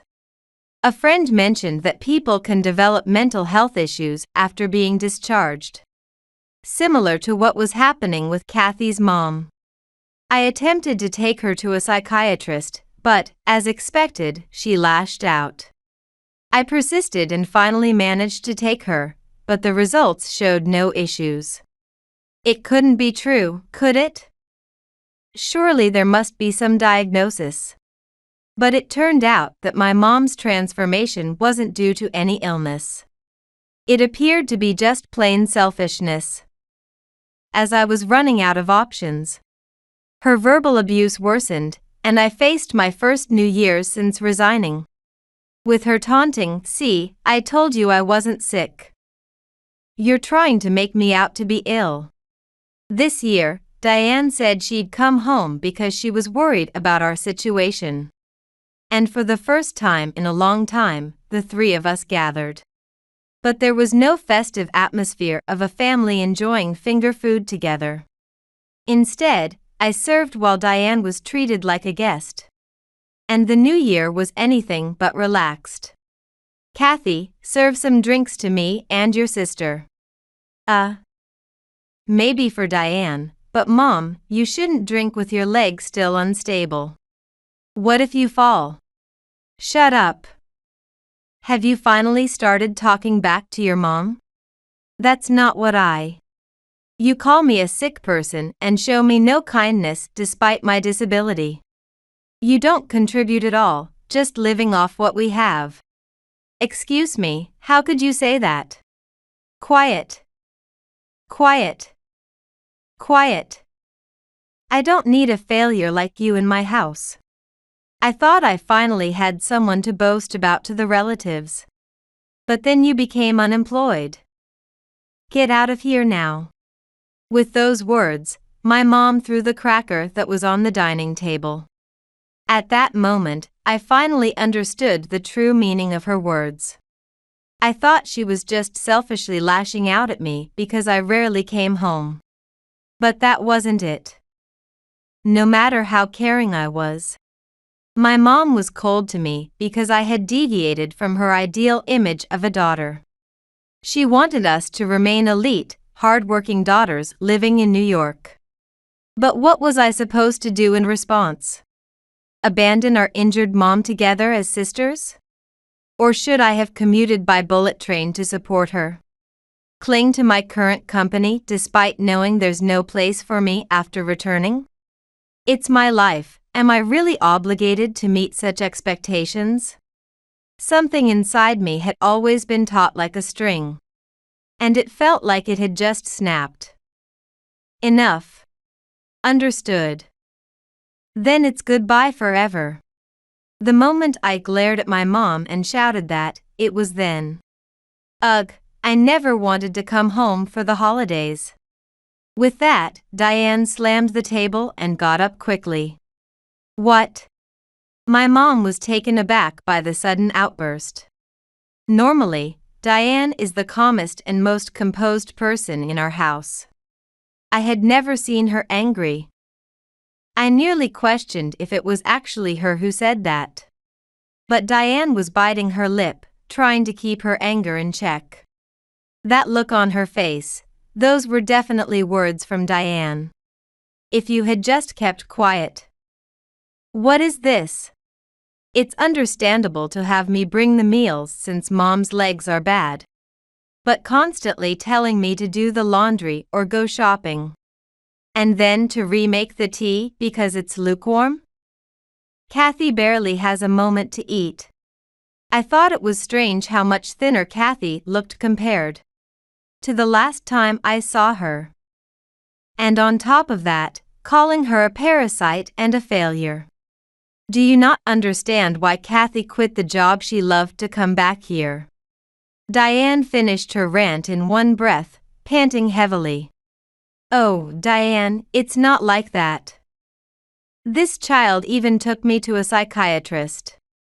Doubting me, she's just a terrible daughter.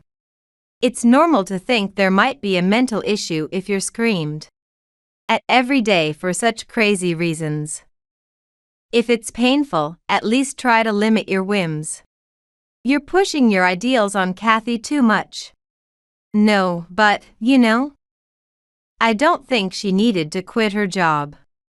Then could you have lived alone, Mom? Even now you barely move on your own?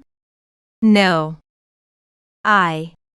Because that leg of yours is practically healed, right?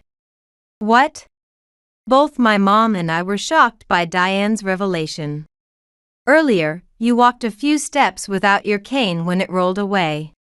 I had to laugh when you hurriedly yelled at Kathy to get it for you. It's not like that. I didn't realize. My mom was desperately trying to explain herself, but honestly, I was too exhausted to do anything but think, really? I hadn't noticed at all. Oh, this is truly shocking. Give me back the months I've spent, Mother. Knowing now that her leg was healed. The mom who I thought needed my kindness suddenly seemed despicable. Why are you so cold to Mom? Diane was always the perfect daughter, my pride and joy. Because, Mom, ever since I became a lawyer, you've just been after my money. Kindness also fades away. What? Once again, I was taken aback by Diane's words.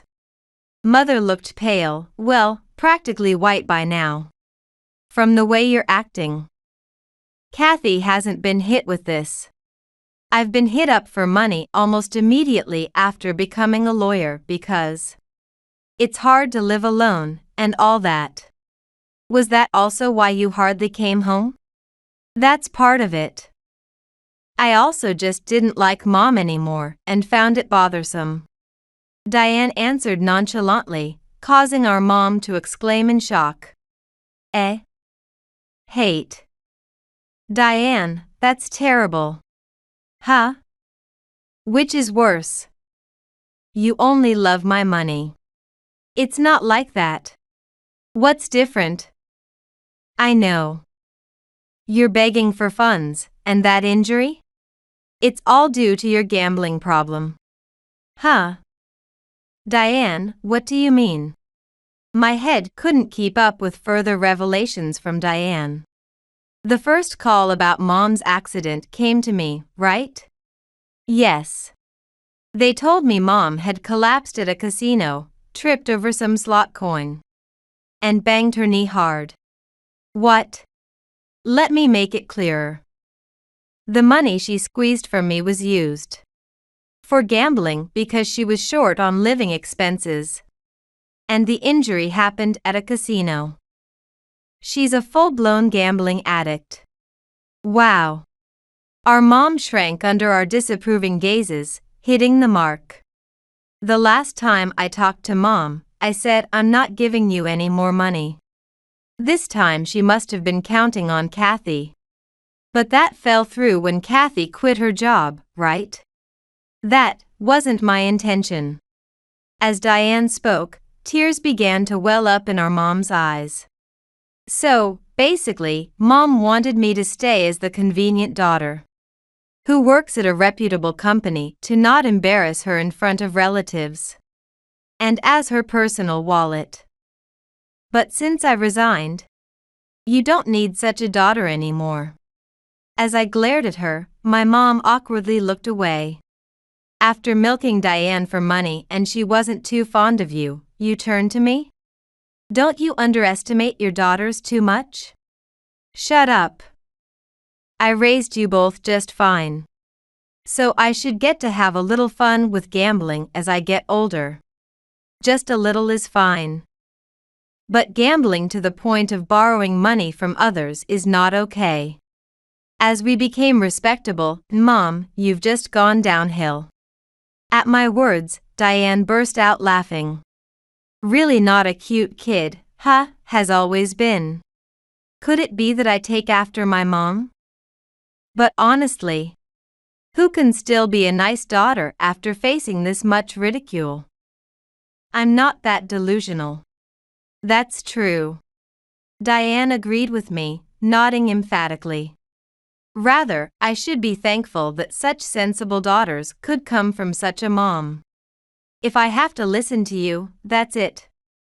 I'm cutting ties with you. Huh? For real? Yay! I spontaneously cheered and went for a high five with Diane. What a welcome offer.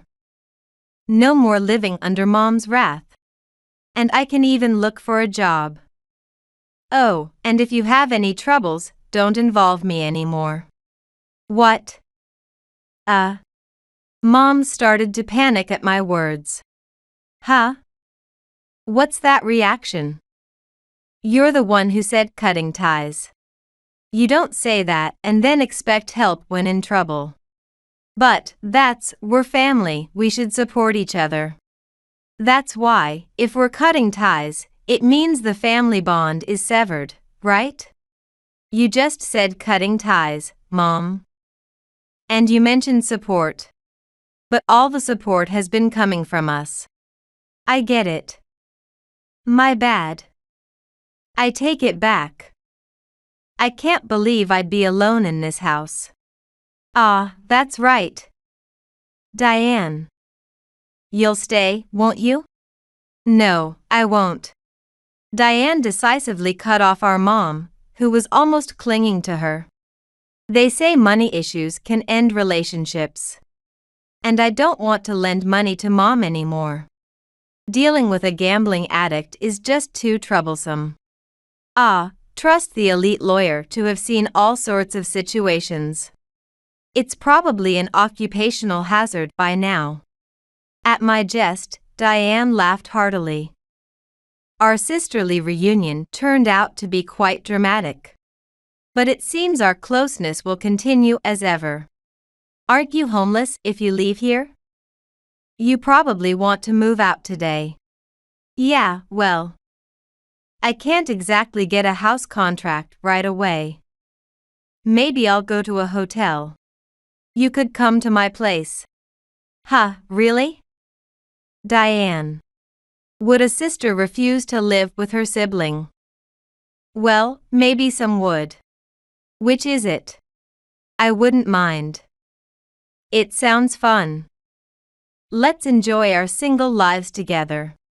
As we continued our conversation with laughter, Mom approached us trembling. Please don't take my words seriously, could you reconsider? With tears in her eyes, she pleaded. I refuse. It was perhaps the only time Diane and I were ever so united in our resolve. Afterward, I quickly left the family home and stayed at Diane's place until I found a job. Diane said, You must have had a tough time at home.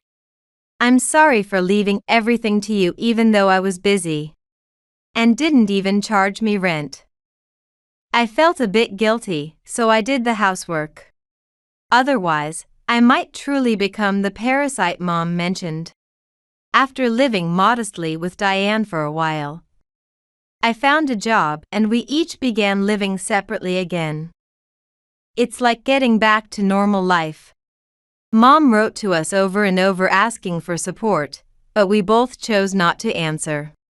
We had enough reasons to give up on her. It was her own doing. In truth, Mom's legs are fine now. And she even took a part-time job claiming she was out of money. Though it seems she was fired soon after for poor attendance. She kept going gambling during breaks and didn't return on time, which led to her dismissal. She repeated this behavior at the next job too. With her age, it's hard to find re-employment. And she's living in poverty, unable to quit gambling. Maybe she thinks gambling won't betray her like her daughters did. But that's not my concern anymore. It's been 15 years since then. Mom has finally quit gambling. More because she ran out of funds than by choice, and ended up deep in debt. I was surrounded by some tough-looking guys saying I had a duty to repay her debts. But thanks to my lawyer sister, we managed to get through without issue. I wouldn't have known what to do on my own. Probably would have ended up paying just because they said so. Really saved me. We still don't talk to Mom, and I doubt that will ever change. I don't want it to. Diane has already considered legal actions. Planning for the worst, ready to cut ties formally if needed. By the way, Diane later married a fellow lawyer.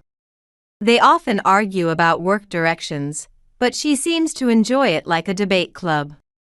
A marriage among the wealthy is like a whole new level, isn't it? I, on the other hand, ended up marrying someone from an advertising agency I met through work in IT. Completely unrelated to my previous job. Honestly, we don't earn much. Maybe I earned more in my previous job? But we have more holidays. And I can spend plenty of time with my husband and daughter. I help her with cooking lessons on holidays and, embarrassingly, go on dates with my husband. It's fulfilling. Happy despite not earning much? Of course. Money is necessary. But it doesn't alone bring happiness.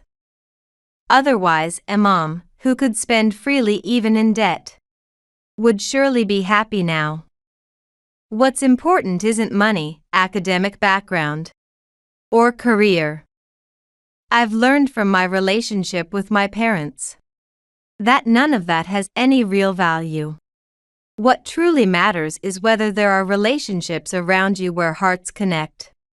Even if you have money, if you can't be your true self around those people, it's suffocating, right? It's the same thing. I may not be enjoying a lavish lifestyle in a high-end apartment, eating fancy foods every day, but I have a teenage daughter who loves to cook alongside me, a husband who still compliments my haircuts, and coworkers I trust completely. I can proudly say I'm the happiest person ever.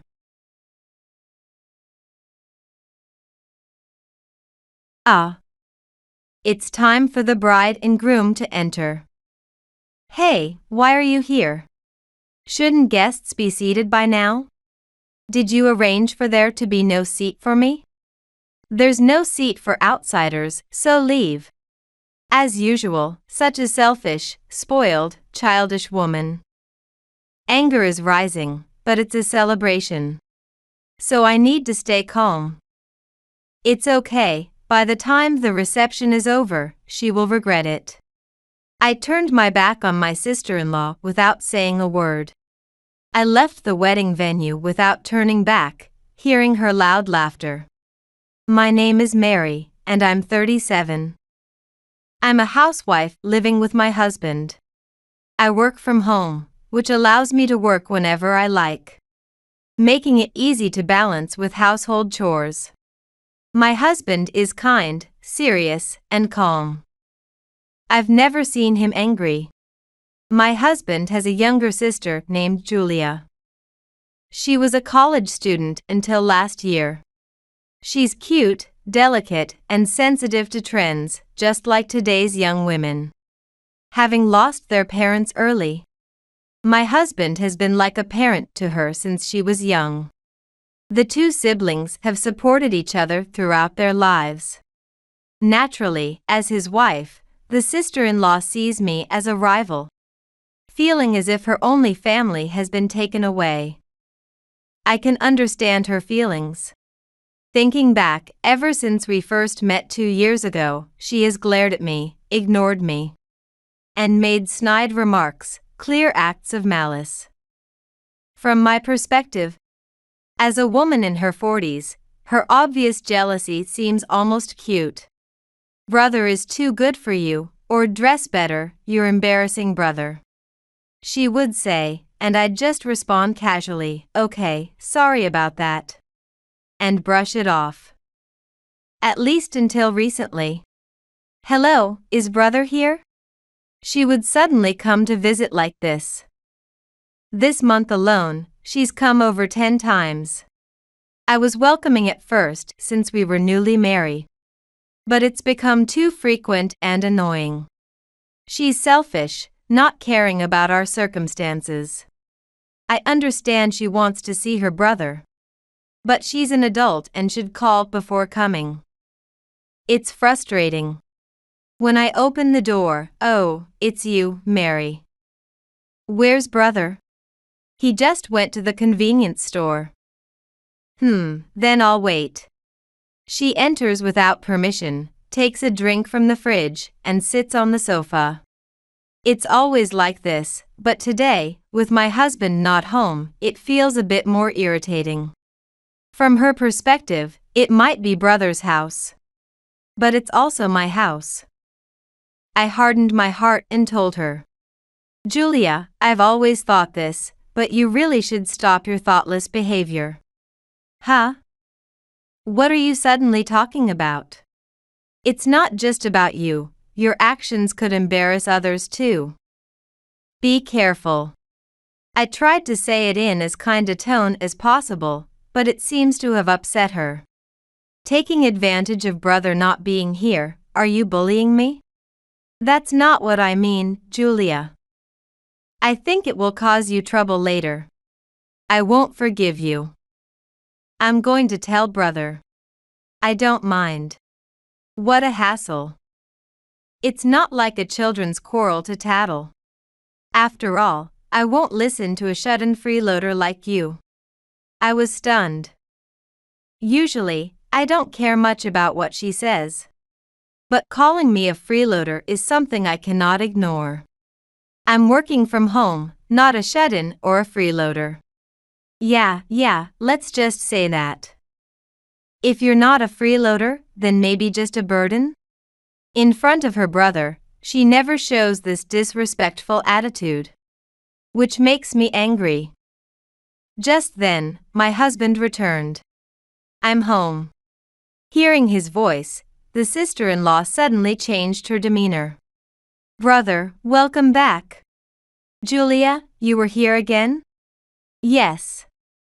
I was nearby and came to see brother. She snuggles up to him, not really wanting to be affectionate with her real brother, but rather to compete with me. Listen. Mary was terrible to me just now. She begins to talk excitedly, while I decide to remain silent. She said I have no common sense and called me shameless, so horrible. Mary said that? Yes. I was so scared I almost cried, sniffle. My husband looked at me with a troubled face, clearly realizing the story was exaggerated. He wants to be a kind brother for her, and hopes his wife and sister get along well, but being caught in the middle is tough. So, brother, scold Mary, will you? The puzzled look on my husband's face. I sighed. This is why I dread visits from my sister-in-law. It's exhausting to deal with her. My husband said. Mary wouldn't say that without a reason. Did you do something, Julia? Her eyes widened in shock, not expecting to be accused. What? I'm the bad one? That's not what I meant. I can't believe it, brother. You've changed since getting married. It's all her fault. Stop it, the weird one is you. Brother? It's okay, you can learn common sense. It's good to take adults around you as examples. As my husband said this and nodded at me, I did the same. She didn't like that, got angry, and stormed out with loud footsteps. I refuse. I don't care anymore. My husband shrugged his shoulders and said, Sorry for my selfish sister. It's hard to say, that's okay, or no problem, and I struggled to respond. She'll probably come back as if nothing happened, and it'll be fine. I wish she would find someone nice, so she wouldn't cling to me so much. My husband muttered this with a sigh. I agreed and nodded deeply. A month has passed since then. Really, there have been no visits from my sister-in-law. And we've been living peacefully. I thought she would quickly get over it. And come over as usual, but maybe she's still angry? I was also immature. I'm a bit concerned. But there was no need to worry. She suddenly visited as usual, wearing flashy clothes and new accessories that I've never seen before. And she was in a very good mood. I'm getting married. The wedding date is set. We were both surprised by the sudden good news. Isn't that too sudden? Well, I'm pregnant. What? Who's the partner? He's a company president, very wealthy. He fell in love with me at first sight and wants to marry me quickly. He buys me anything and listens to everything I say. Aren't you jealous? My boastful sister-in-law. Indeed, that is enviable. That's great, really great. My husband is genuinely happy. He seems to be teary-eyed. It's natural since he was a parent figure to her. I'm happy, of course. Congratulations, Julia. However, with a malicious smile, she said, There are too many guests at the wedding, and they won't fit in the venue. You know, because he's a president. Wow, that's amazing. I feel bad for you, Mary, but there's only a seat for brother. Sorry. My mouth fell open. It's unimaginable, beyond common sense or manners. It's harassment. She smirked at me and said, Brother, here, the invitation. The ceremony is in a month. Without accepting it, my husband shook his head. I'm sorry, but I have a business trip that day. What? I can't go, so please mark me as absent. He said it clearly, without hesitation. Don't joke. It's my only sister's wedding. Get someone else to replace your business trip. Julia. My husband calmly called his sister's name and advised her. If there are too many of her partner's guests to invite Mary, then I don't need to force myself to go. Let's have dinner together some other time. Really, congratulations on your marriage. Julia trembled with rage, unable to hide her anger. Are you serious? Of course. No, just come alone, brother. That's not possible. At that moment, she tore up the invitation. I thought I'd let just you come, but now. The worst. Once again, my sister-in-law stomped away with deliberately loud footsteps. She's just too childish. It's as if she's saying, If you don't like it, I'll exclude you from the group. Hey, if it weren't for the business trip, would you have attended?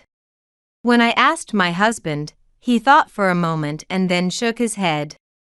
Things can't always go as you want. That's true.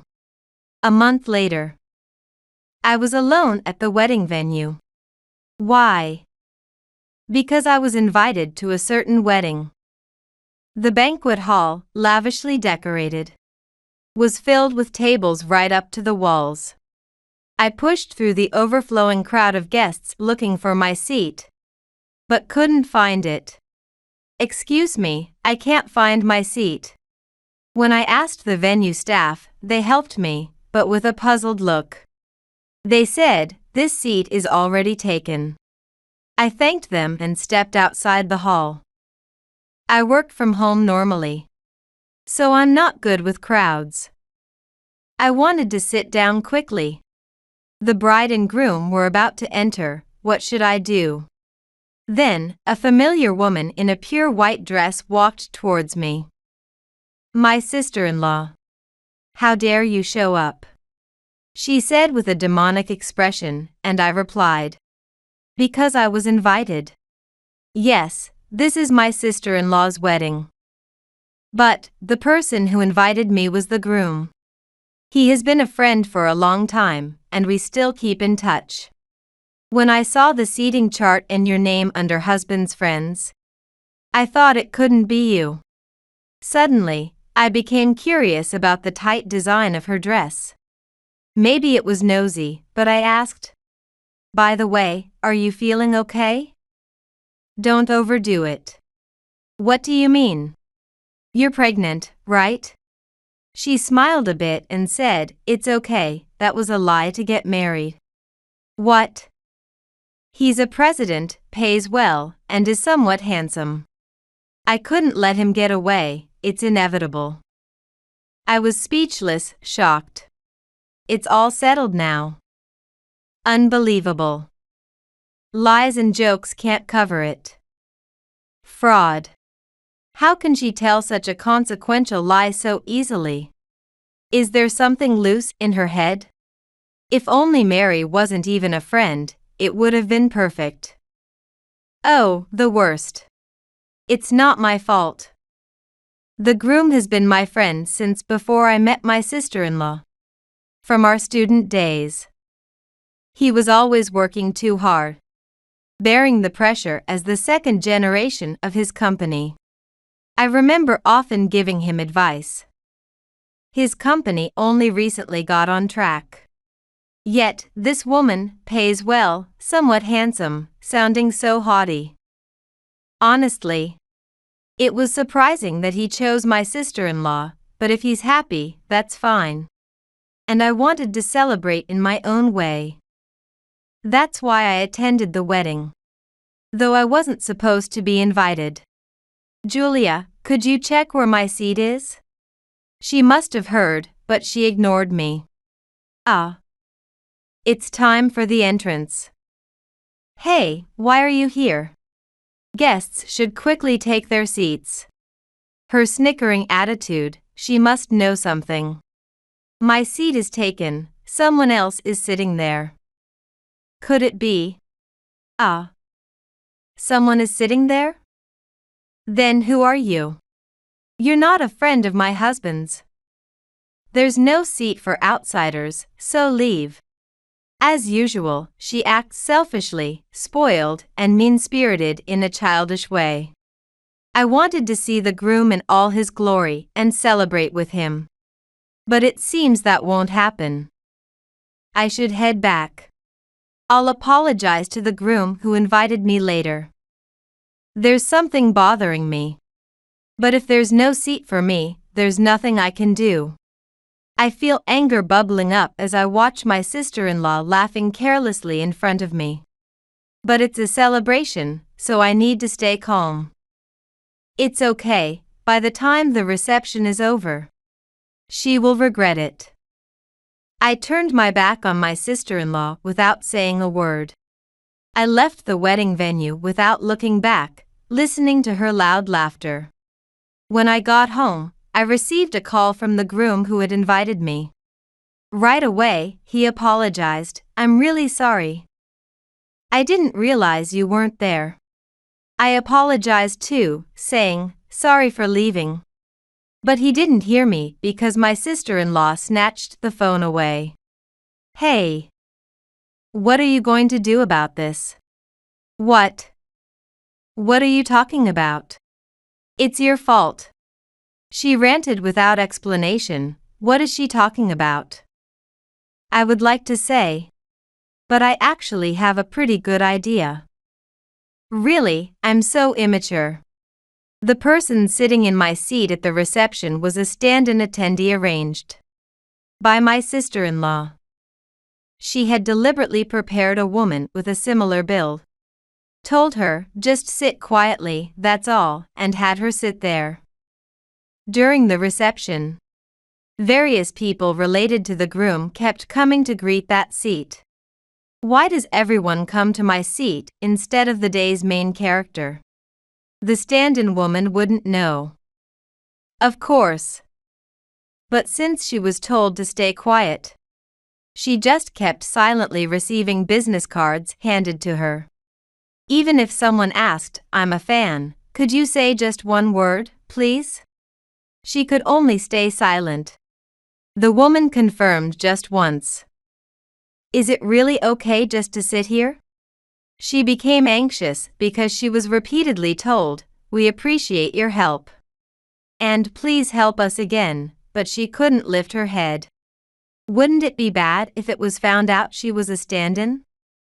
However, the bride instructed her to continue. Of course, it's too late to back out now. Eventually, the reception hall darkened, and a short movie started playing. The content was introduced by the groom, a company president. This video was made by a friend as a celebration gift. I believe everyone gathered here has received help from this person. A creator who plans community events and corporate collaborations, contributing to local growth. A single person who draws, produces videos, and does narration, Mary. She even has many fans for her sweet voice. The bride sweated bullets. The shut-in or loser she thought was a creator? Sweet voice? What does that mean? When my company was struggling, Mary created our website. And now we get hundreds of inquiries from it. Many of you are from similar companies, right? Applause started in the venue. Terrified, the stand-in woman tried to escape while it was dark. Thank you for watching this wonderful movie. Mary, thank you for supporting our community. The spotlight hit the woman, revealing she was not the real person. Who is that? The venue erupted in chaos. The stand-in woman screamed. I can't do this anymore. You said you'd just feed me delicious food. Saying that, she shoved the business cards at the bride. I don't know anything about this, and ran away. The groom confronted his bride. Where is my friend Mary? I don't know. Who is that woman? I don't know. You don't know? But you were talking about it. It's not my fault. What are you going to do about this? I thought even my sister-in-law would regret it by now. But if Mary had just told me properly, I wouldn't have been this mean. Liar. That was her attitude. I haven't lied about anything. Can't she even apologize now? Does she truly think she's not at fault? I said, please put the groom on the phone. Then, will you persuade him? About what? He's thinking of calling off the marriage. All that's left is to submit the marriage registration. Really? The guests left early because of the awful atmosphere. Why should I have to defend her? I stayed silent and the phone was handed over to the groom. Mary, I'm sorry, it was a movie you made specially for us. It was really good, thank you. No, I'm really sorry about my sister-in-law. No, I'd like to say it's my wife's fault, but," he said with a sigh. "I fell in love with her at first sight because she was young, cute, and innocent. Seeing the true nature of my sister-in-law, which isn't just innocence but something dangerously immature, it's natural for him to have second thoughts. Even if she had apologized honestly, her defiant attitude is unacceptable. I think it's the worst thing to say as a man, or even as a person. But I find myself wishing there wasn't a baby in her belly." Huh? That lie was still ongoing? I truly sympathize with him, swayed by her fraudulent behavior. I don't think it's my place to say anything about their relationship, but he's an important friend. I want him to be happy. I decided to let something slip. She's not pregnant. What do you mean? There was never a baby from the start. Maybe you should verify that before deciding anything? I said that and hung up the phone. If he's only getting married out of a sense of duty, I wouldn't recommend continuing with her. They should really talk honestly. Honestly, I want to tell him to run away from such a woman right now. I'm really not being very adult about this. Still, it's a shame I couldn't watch the movie I made for a friend at the reception. Most of my work is published online, and I rarely get to see people's reactions in person. I reached out individually to friends and acquaintances who were invited to the wedding to apologize. Everyone gave me kind words and shared their thoughts on the movie. I was really pleased. There was even a new job order. Despite the mess, thanks to the groom, it turned into good publicity. Honestly, I hate being spotlighted in such a crowded place, as I usually don't show my face. And who started saying my narration was in a sweet voice? I admit I put on a bit of an act to be more audible.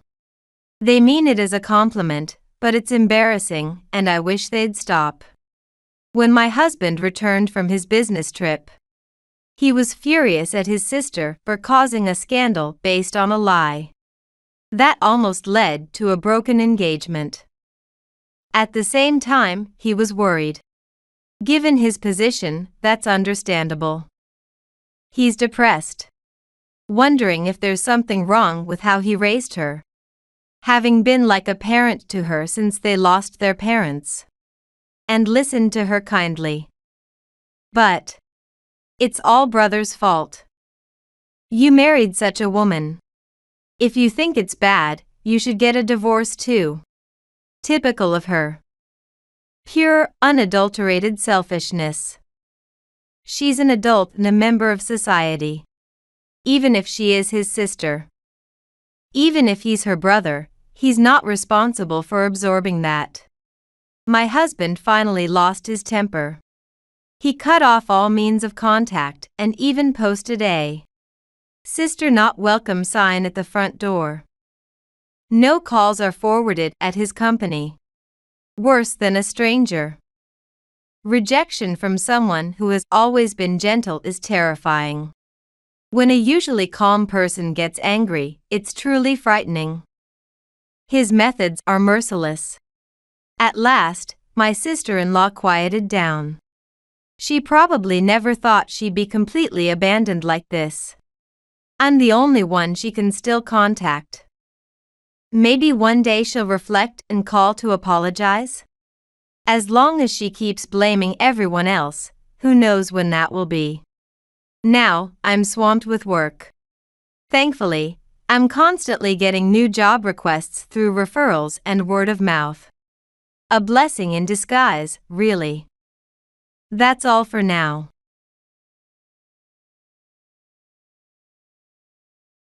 My sister got accepted into one of the top universities in the country. So we're moving to Boston.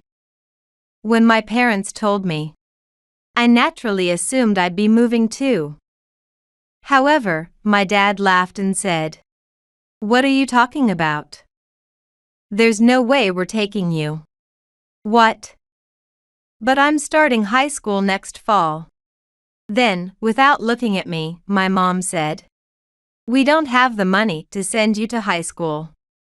It's all going to your sister. So what am I supposed to do? We've decided to put you in an institution. Huh? I was stunned.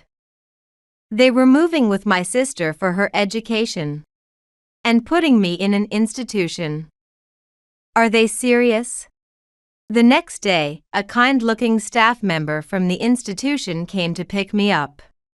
Having lost all will to resist, I was about to get into the institution's car. Just then, my mom told me, not having to put up with a failure like you is a huge weight off my shoulders. Goodbye, we won't see each other again. And so, I was sent to an institution by my parents, 10 years later. My parents would appear before me again. My name is Abby Owen. I am a 25-year-old working adult. I am still learning on the job. But I lead a busy and fulfilling life. Although I am happy now, I have a painful past. Let's start from there. I was born the second daughter of an ordinary middle-class family, the Owen family. My family consists of my dad, Robert, who works for a construction company. My mom, Sandra, who works part-time at a handicraft shop, and my older sister, Lucy, who is 3 years my senior. From a young sister's perspective, my sister was incredibly smart. Both of my parents graduated from a local public high school and didn't go to college. They were average students at school. Amidst this, my sister seemed to be smart beyond anyone's guess. Her excellence was apparent from childhood. Mastering the alphabet at 2, simple words at 3. She went to a local public elementary school, but the classes were too easy. And she started solving high school level problems on her own, which troubled her teachers. Being too smart brought its own challenges. My sister, who stood out among her peers, started saying she didn't want to go to school during the latter half of elementary school, and spent her days reading books in the nurse's office. Lucy is just so smart. She might be what you call gifted. Maybe you should consider letting her take the entrance exams for private junior high schools to provide her with an education that suits her, suggested an elementary school teacher. My parents decided to let my sister take the entrance exams, and she easily passed into one of the top private junior highs in the country. I can't forget how happy my parents were at that time. It's like a kite producing a hawk. I can't believe Lucy is this bright. Really? Maybe she'll be a doctor or a lawyer in the future? We're set for life. Growing up beside such a sister, what kind of child was I? I had average grades. Not bad, but not outstanding like my sister. Nor did I have any particular talents in sports or arts, just a very ordinary girl. The way people looked at me was cold, especially my parents. Lucy is excellent, but Abby can't do anything. Why not learn a thing or two from your sister? You weren't exactly born with the sharpest mind. That was almost like a catchphrase for my parents. My grandparents and other relatives were the same, always praising my sister and hardly noticing me. Yet, I wanted my parents to notice me and, knowing I couldn't compete with my sister, I tried my best. Then one day, in the 4th grade, I scored 95 on a test and ranked first in my class. Mom, Dad. I got the highest score. Look. I thought they would praise me. With flushed cheeks, I presented my test paper, but my parents just sighed. So what if you got 95 on an elementary school test? Why can't you score 100? Lucy was solving college-level problems at your age. After being told that, I couldn't hold back and ended up crying in my room. Then, my sister came to me and said, "Abby, I'm sorry it's always because of me." "No, it's not your fault, Lucy. It's my fault for not being as excellent as you." "Abby, you're kind and you're also a class representative, right?" "I couldn't do that. I know you have a lot of good qualities." My sister had this kindness in her. An oddball who always seemed like an alien buried in her studies. She never became arrogant or mean, even though our parents favored her. That's why I couldn't help but admire and love my sister, even though I wasn't envious. Time passed, and as my sister entered private middle school, my mom changed. She used to be just a normal part-time housewife. But suddenly she started wearing brand-name clothes. All the parents at the middle school are wealthy. I have to make sure I'm not looked down upon. Because of this, my parents tried to reduce the money they spent on me as much as possible. I don't remember getting anything for my birthday or Christmas after early elementary school. My basic needs for food, clothing, and shelter were met, but all my clothes were hand-me-downs from my sister. Even if they were too small or had holes, I had to wear them, which was embarrassing. My sister would let me choose clothes I wanted. But my standing in the family was still the worst. In fact, I was treated like a nuisance. After graduating from junior high, my sister went on to one of the top high schools in the country. There, she maintained her position as a top student, delighting our parents. I went to a local middle school, but by then, my parents had completely lost interest in me. In fact, they treated me even more dismissively than before. One day, my dad proudly announced, "Lucy, you ranked 3rd overall in the national mock exams. You're truly a genius." My mom's voice was excited. She was the top in math and English. To be among the top 5 in America. You really are my pride and joy. While listening to this conversation, I also said, "Congratulations, Lucy." My dad looked delightedly at my sister alone. "Today, we've reserved a restaurant to celebrate. Let's go." My mom, dressed in her expensive brand clothes and applying lipstick, said, "Make sure you eat a lot today, Lucy." That's when I chimed in. "Are we eating out today? Then I'll change." At this, both my parents exclaimed in unison, "Huh," and then looked at each other and burst out laughing. "What's wrong, Mom and Dad? No way we're taking someone like you to a fancy restaurant." "That's right, don't get carried away. You're staying home." Then my sister spoke up. "Mom, Dad, I want to go with Abby."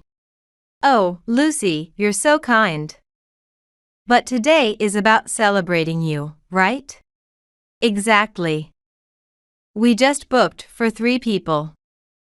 Come on, Lucy, let's get going." So, my dad pulled my sister along. As my mom followed him, I called out in a panic, "Mom, what about my dinner? What should I do?" "Huh? Eat this if you're hungry."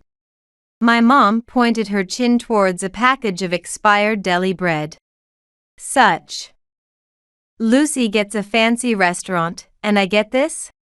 It's a million times more beneficial to use that money for Lucy's education expenses than to indulge you. Be grateful you're getting food at all. Later, my parents and sister drove off, leaving me behind, biting into the cold deli bread. Tears streamed down one after another, making me feel miserable. Hours later, when my sister returned, She brought me a boxed meal from the restaurant, filled with steak and salad. Abby, I brought this back for you to eat. I pushed her hand away. Just leave me alone today. Just seeing that makes me feel more miserable. Abby, I'm sorry, I'm so sorry. My sister wasn't to blame. But at that moment, I was deeply hurt. By the time I was in my 3rd year of middle school, and my sister was in her final year of high school, something unusual happened. I was called by my parents. Abby, I have something important to discuss today. Actually, Lucy has been accepted into one of the top universities in the country. So, congratulations, Lucy. As I said that, my sister quietly responded, "Thank you." Then, my mom continued. "That's why we've decided to move to Boston." So I'm moving too, and I'll look for a high school there? Suddenly, my dad began to laugh. "What are you talking about? There's no way we're taking you." "What?" "But I'm going to be a high school student next fall. We don't have the money to send you to high school. It's all going to Lucy. So what should I do?" "We've decided to put you in an institution." Huh? I was stunned. We were moving for my sister's education, and they were putting me in an institution. Are they serious? The discussion is over. Someone from the institution will come to pick you up tomorrow, so pack your bags. After being told that, I returned to my room in shock. My sister was saying something, but I didn't hear a word. The next day, a kind-looking staff member from the institution came to pick me up. Having lost all will to resist, I was about to get into the institution's car. Lastly, my mom told me, "Not having to put up with a failure like you is a huge weight off my shoulders. Goodbye, we won't see each other again." With that, the car door closed. My sister was shouting something until the end. I turned my eyes away from her. Since then, my life at the institution began. The staff were all nice people. And the other kids were kind to me too. I managed to go to high school. And I studied desperately. 2 years after entering the institution, I had a significant encounter. This is Mr. and Mrs. Hansen. They are considering adopting you. I was introduced by the head of the institution to a kind-looking middle-aged couple, unable to have children of their own. They had come to the institution to find a child to adopt. They had noticed me because I was working hard in my studies. The man, introducing himself as James Hansen, told me, "I've heard about your situation. Would you come and live with us?" His wife, Megan, continued, "Of course, you can go to any university you like. Think of us as your real parents. And rely on us for anything." It must have been tough for you. Touched by their kind tone, I was in tears. "Thank you, I would be honored to join your family." Thus, I was taken in by the Hansen family. Since they owned a company, they were wealthy and tried to provide me with everything. They served nutritious and delicious meals every day, which was like a dream come true for me. Gradually, I opened up to the Hansen couple, and they too doted on me as their own daughter. They even let me attend tutoring classes, and as a result, I was able to enroll in a prestigious private university, though not as prestigious as the one my sister attended. When the acceptance notice came, I said, "It's all thanks to you, Mom and Dad." Thank you. The Hansen couple was moved to tears with joy. "You're calling us Mom and Dad?" Thank you, thank you. Abby, you are our beloved daughter. Yes. We will support whatever future you choose, Abby. You can do whatever you like. Upon hearing that, I told them something with a serious face. 10 years had passed since I was sent to the institution. One day, as I was finishing work and about to head home, I finally found you. Abby, you're Abby, right? Suddenly, my biological parents were standing in front of me. We've missed you. You've grown up to be so splendid, truly our daughter. While they were smiling as they said this, I twisted my face. What do you want now? Abby, I saw in a business magazine. You're going to be the heir to Hansen Corporation, aren't you? My mom thrust the magazine at me. In it, there was a photo of me and my foster dad with the headline, "The bond between father and daughter at Major Hansen Corporation." In fact, my foster dad was the president of a major local company. When I went to university, I told my foster dad, "I want to work at your company and be of use." My foster parents were truly delighted by this. Later, I took the proper entrance exams and joined Hansen Corporation, where I progressed and improved my performance. My foster dad, recognizing my abilities, told me last year, "I'm thinking of making you the next president," and kept me close to teach me the business. My biological dad, grinning with his yellow teeth, sneered, "Being the heir to Hansen Corporation, you must be making a lot of money. What does that have to do with you? We're family, aren't we? We're just happy about our daughter's growth." And Lucy? Isn't she supposed to be happily living with her family in Boston? I said sarcastically, but my dad grimaced. "Ah, she's no good. She ran off overseas after graduating from university. Really, we thought she'd become a doctor or lawyer and support us. But she abandoned us. Such an ungrateful daughter, despite all we did for her." My parents were voicing their unhappiness. I didn't say a word, just listened. "But we have Abby now. Since you're our daughter, you'll help out your real parents, right? We couldn't find decent jobs in Boston. And we have debts, so we came back. Please help us out." That's right, we're family, aren't we? When parents are in trouble, it's the daughter's duty to take care of them. My parents had the audacity to say this, and I was dumbfounded. Just as I was about to respond, the Hansen couple appeared. "Do you need something from our daughter?" My mom, flustered, raised her voice. "What do you mean by that? We're just having a family conversation. Don't interfere." To them, I bluntly declared, "I have been legally adopted by my parents here. These people are my real parents." "What? Adoption? Without our permission?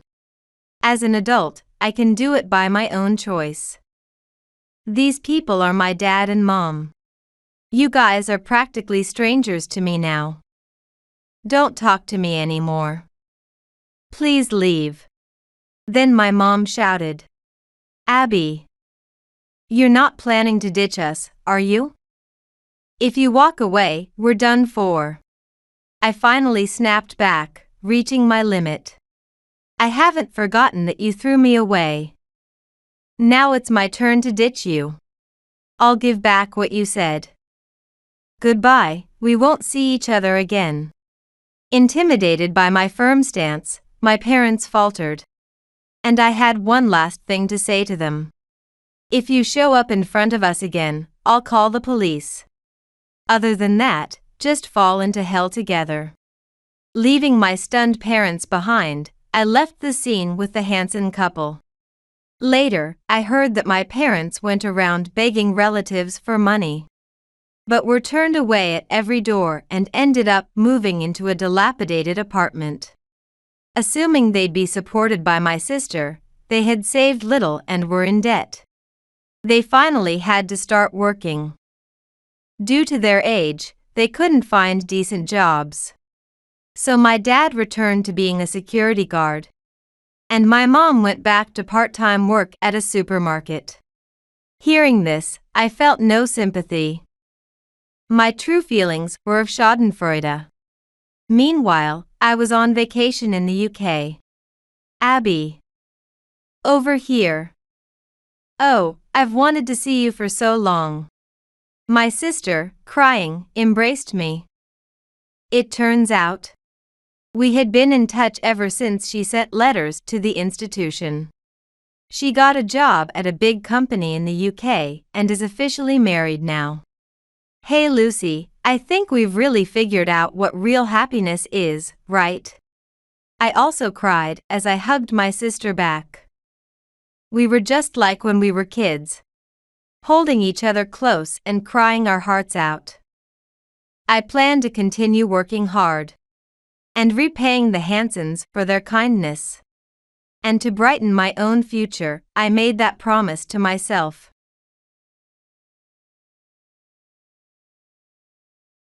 What are you talking about? I don't have any tickets for you. On the day of our long-awaited family trip abroad, I was unexpectedly confronted with these words. Left behind alone at the airport, I tried to suppress my rising anger and pulled out my smartphone. My name is Allison Baker, and I'm 26 years old. I worked at a cafe attached to a hotel, where I met Ted, who would later become my husband, a few years ago. Ted comes from a fairly well-known business family, and it seems he took a liking to me for some reason when he stopped by the cafe for work. However, I couldn't straightforwardly accept his affection. The reason was that my mother was a single parent, and she passed away due to illness when I was in middle school, leaving me to be raised by my maternal grandparents.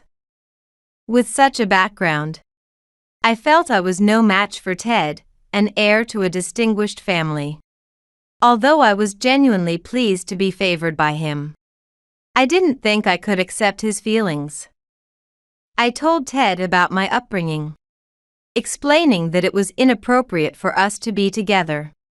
But he insisted that family background didn't matter, and persistently pursued me without giving up. Finally, I gave in to how genuine he was and decided to give dating a shot.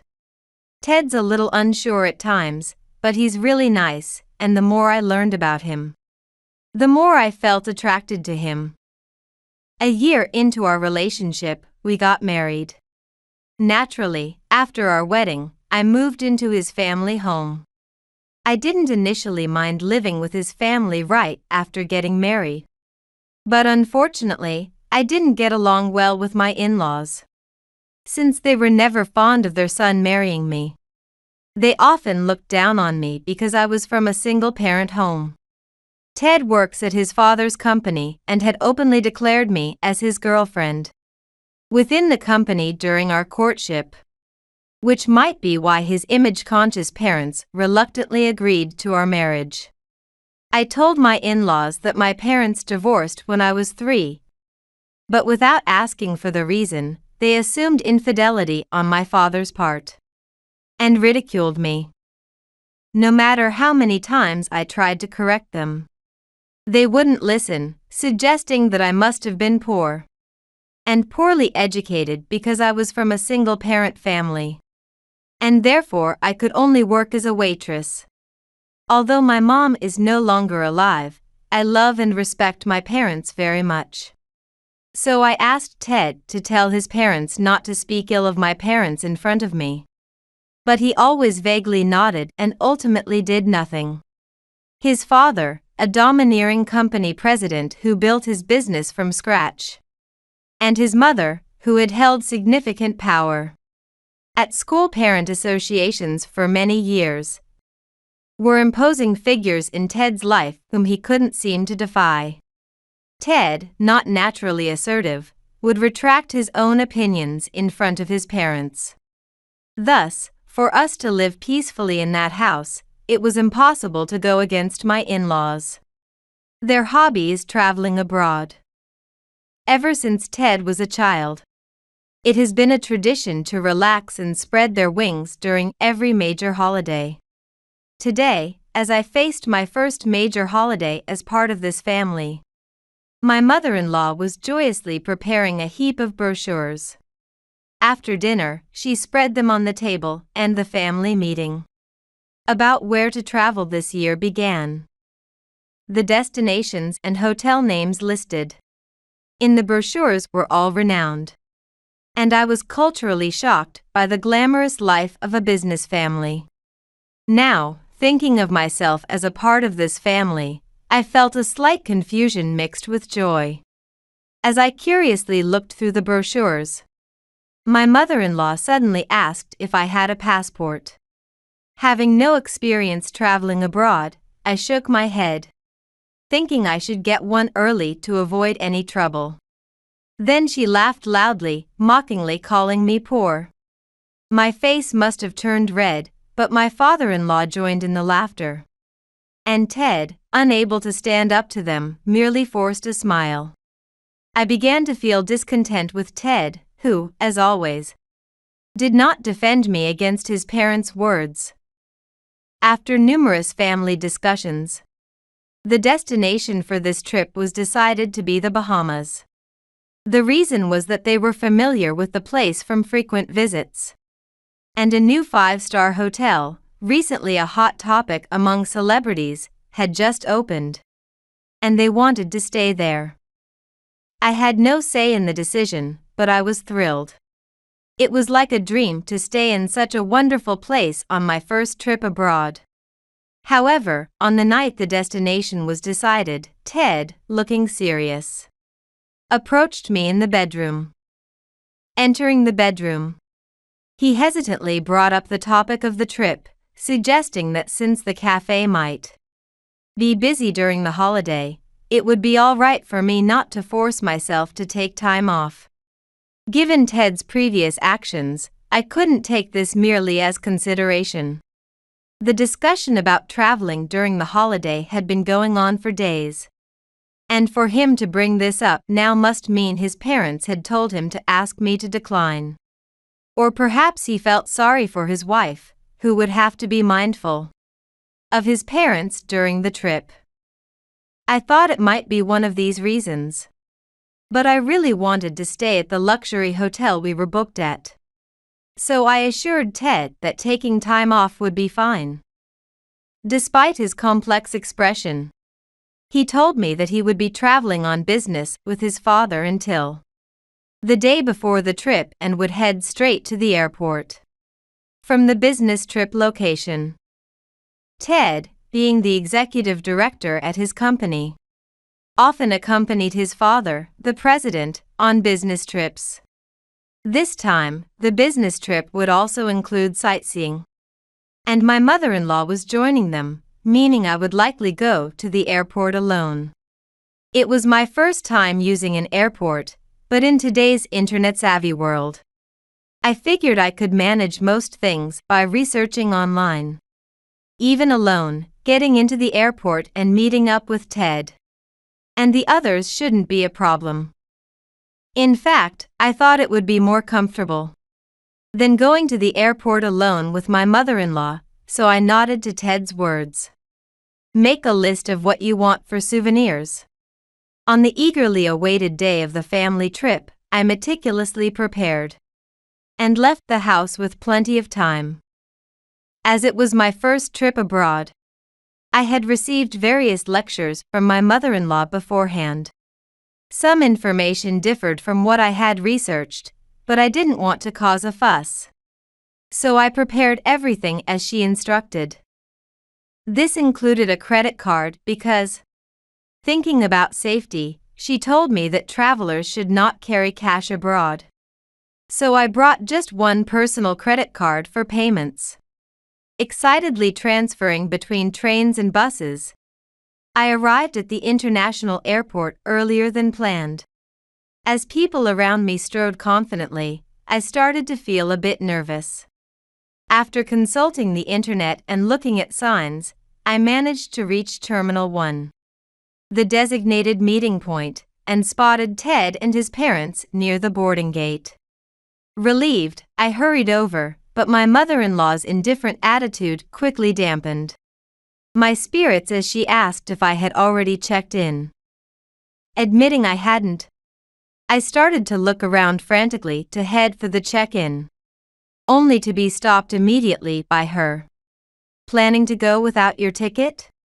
You can't check in empty-handed, you know. Trying to shake off my embarrassment, I smiled awkwardly and turned away. Then, my mother-in-law extended her hand towards me ominously. Give me your credit card first. You're too careless, I'll keep it for you.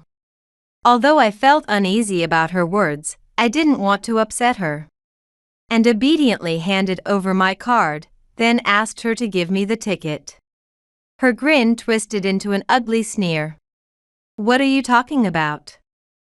There's no ticket for you. Stunned, I stared blankly at her as she laughed heartily, emphasizing this was a family trip, and there was no reason for an outsider like me to join. My astonishment deepened as I looked at my father-in-law, who was also smirking at me. It was then even my naive self understood the intentions of my in-laws. Hoping for some support, I turned to Ted, but he awkwardly averted his gaze. Realizing he must have known about their scheme from the start, my spirits plummeted. My mother-in-law mocked me for my naivety as I blushed with embarrassment and misery. But look, Allison has never stayed in a 5-star hotel, right? It would be sad if she made a fool of herself there since she's clueless about proper etiquette. Hearing Ted's unhelpful words, his mother agreed, claiming this was their kindness. Overwhelmed by my emotions, I clenched my fists, unable to retort as she spoke condescendingly. Why don't you try camping around here? Since you've come all this way, at least enjoy a bit of a travel experience. Leaving that said, my mother-in-law, in good spirits with my father-in-law and Ted making an apologetic gesture, disappeared towards the boarding gate. How much time had passed? After a while, standing there with my head down, I suddenly realized I was penniless. My habit of being overly careful made me stick to my mother-in-law's instructions perfectly. I just brought the money I needed for the train and bus. Now I wish I had set up mobile payments on my phone. Now, I couldn't even afford to return home, let alone go on a trip. Realizing that my mother-in-law had taken my credit card to further torment me filled me with rage. Despite being married to Ted and living with his family, it was clear I was not considered part of the family by his parents. And for Ted, appeasing his parents was more important than his wife's feelings, making it clear that his loyalties lay with them, not with me. This realization made me completely disenchanted with the situation. All right, as you wish, mother. I guess I'll stay around here. Muttering to myself at the empty boarding gate, I resolved to retaliate against my in-laws and Ted. Once my decision was firm, I acted swiftly, pulling out my smartphone from my bag and calling my real father without hesitation. In fact, my dad is a businessman who owns the hotel group that operates the 5-star hotel where my in-laws were supposed to stay. He had always dreamed of managing hotels since he was young, but had given up the pursuit when my mother became pregnant with me. However, his passion never faded, and eventually, he went abroad alone to learn international standards of hospitality. My mother was reluctant to raise a child in an unfamiliar country, so she decided to stay in America with me. The details of the discussions between my father and mother at that time are unclear, but they ended up divorcing, and my mother was granted custody of me, while my parents maintained family ties despite their divorce. They celebrated together when my father's dream came true. and he opened a highly successful luxury hotel abroad. After my mother's death, my father had invited me to join him overseas. But I couldn't leave my grandparents who had helped raise me. Nevertheless, I hoped to work with him someday, and continued various hotel-related jobs to understand true hospitality. Since my in-laws had never met my father, given that he was always overseas, and the wedding greetings were done over the phone, it's understandable they didn't connect me with the famous hotel owner seen on TV. As soon as my father answered, I skipped pleasantries and asked him to cancel their reservation, tearfully explaining why. While I knew it wasn't right to involve personal feelings in his business, I couldn't bear to let my in-laws win. My father was outraged and agreed immediately. However, another urgent problem was that I was out of money, which was the real reason I had called him.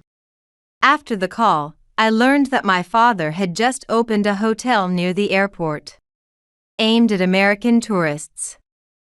Stranded without money, I asked if I could stay there, knowing I couldn't immediately ask any friends for help, and still fuming over my mother-in-law's suggestion to sleep outside. I hoped to stay the night and sort out payment later. My father warmly agreed to let me stay free of charge, lamenting that this was the least he could do as a parent. Gratefully, I thanked him. About 8 hours after I had resolved to take action, my smartphone rang with a call from Ted. When I answered, what I heard was not words but a voice sobbing uncontrollably. Listening closely, I realized it was not Ted speaking, but my mother-in-law, complaining through tears.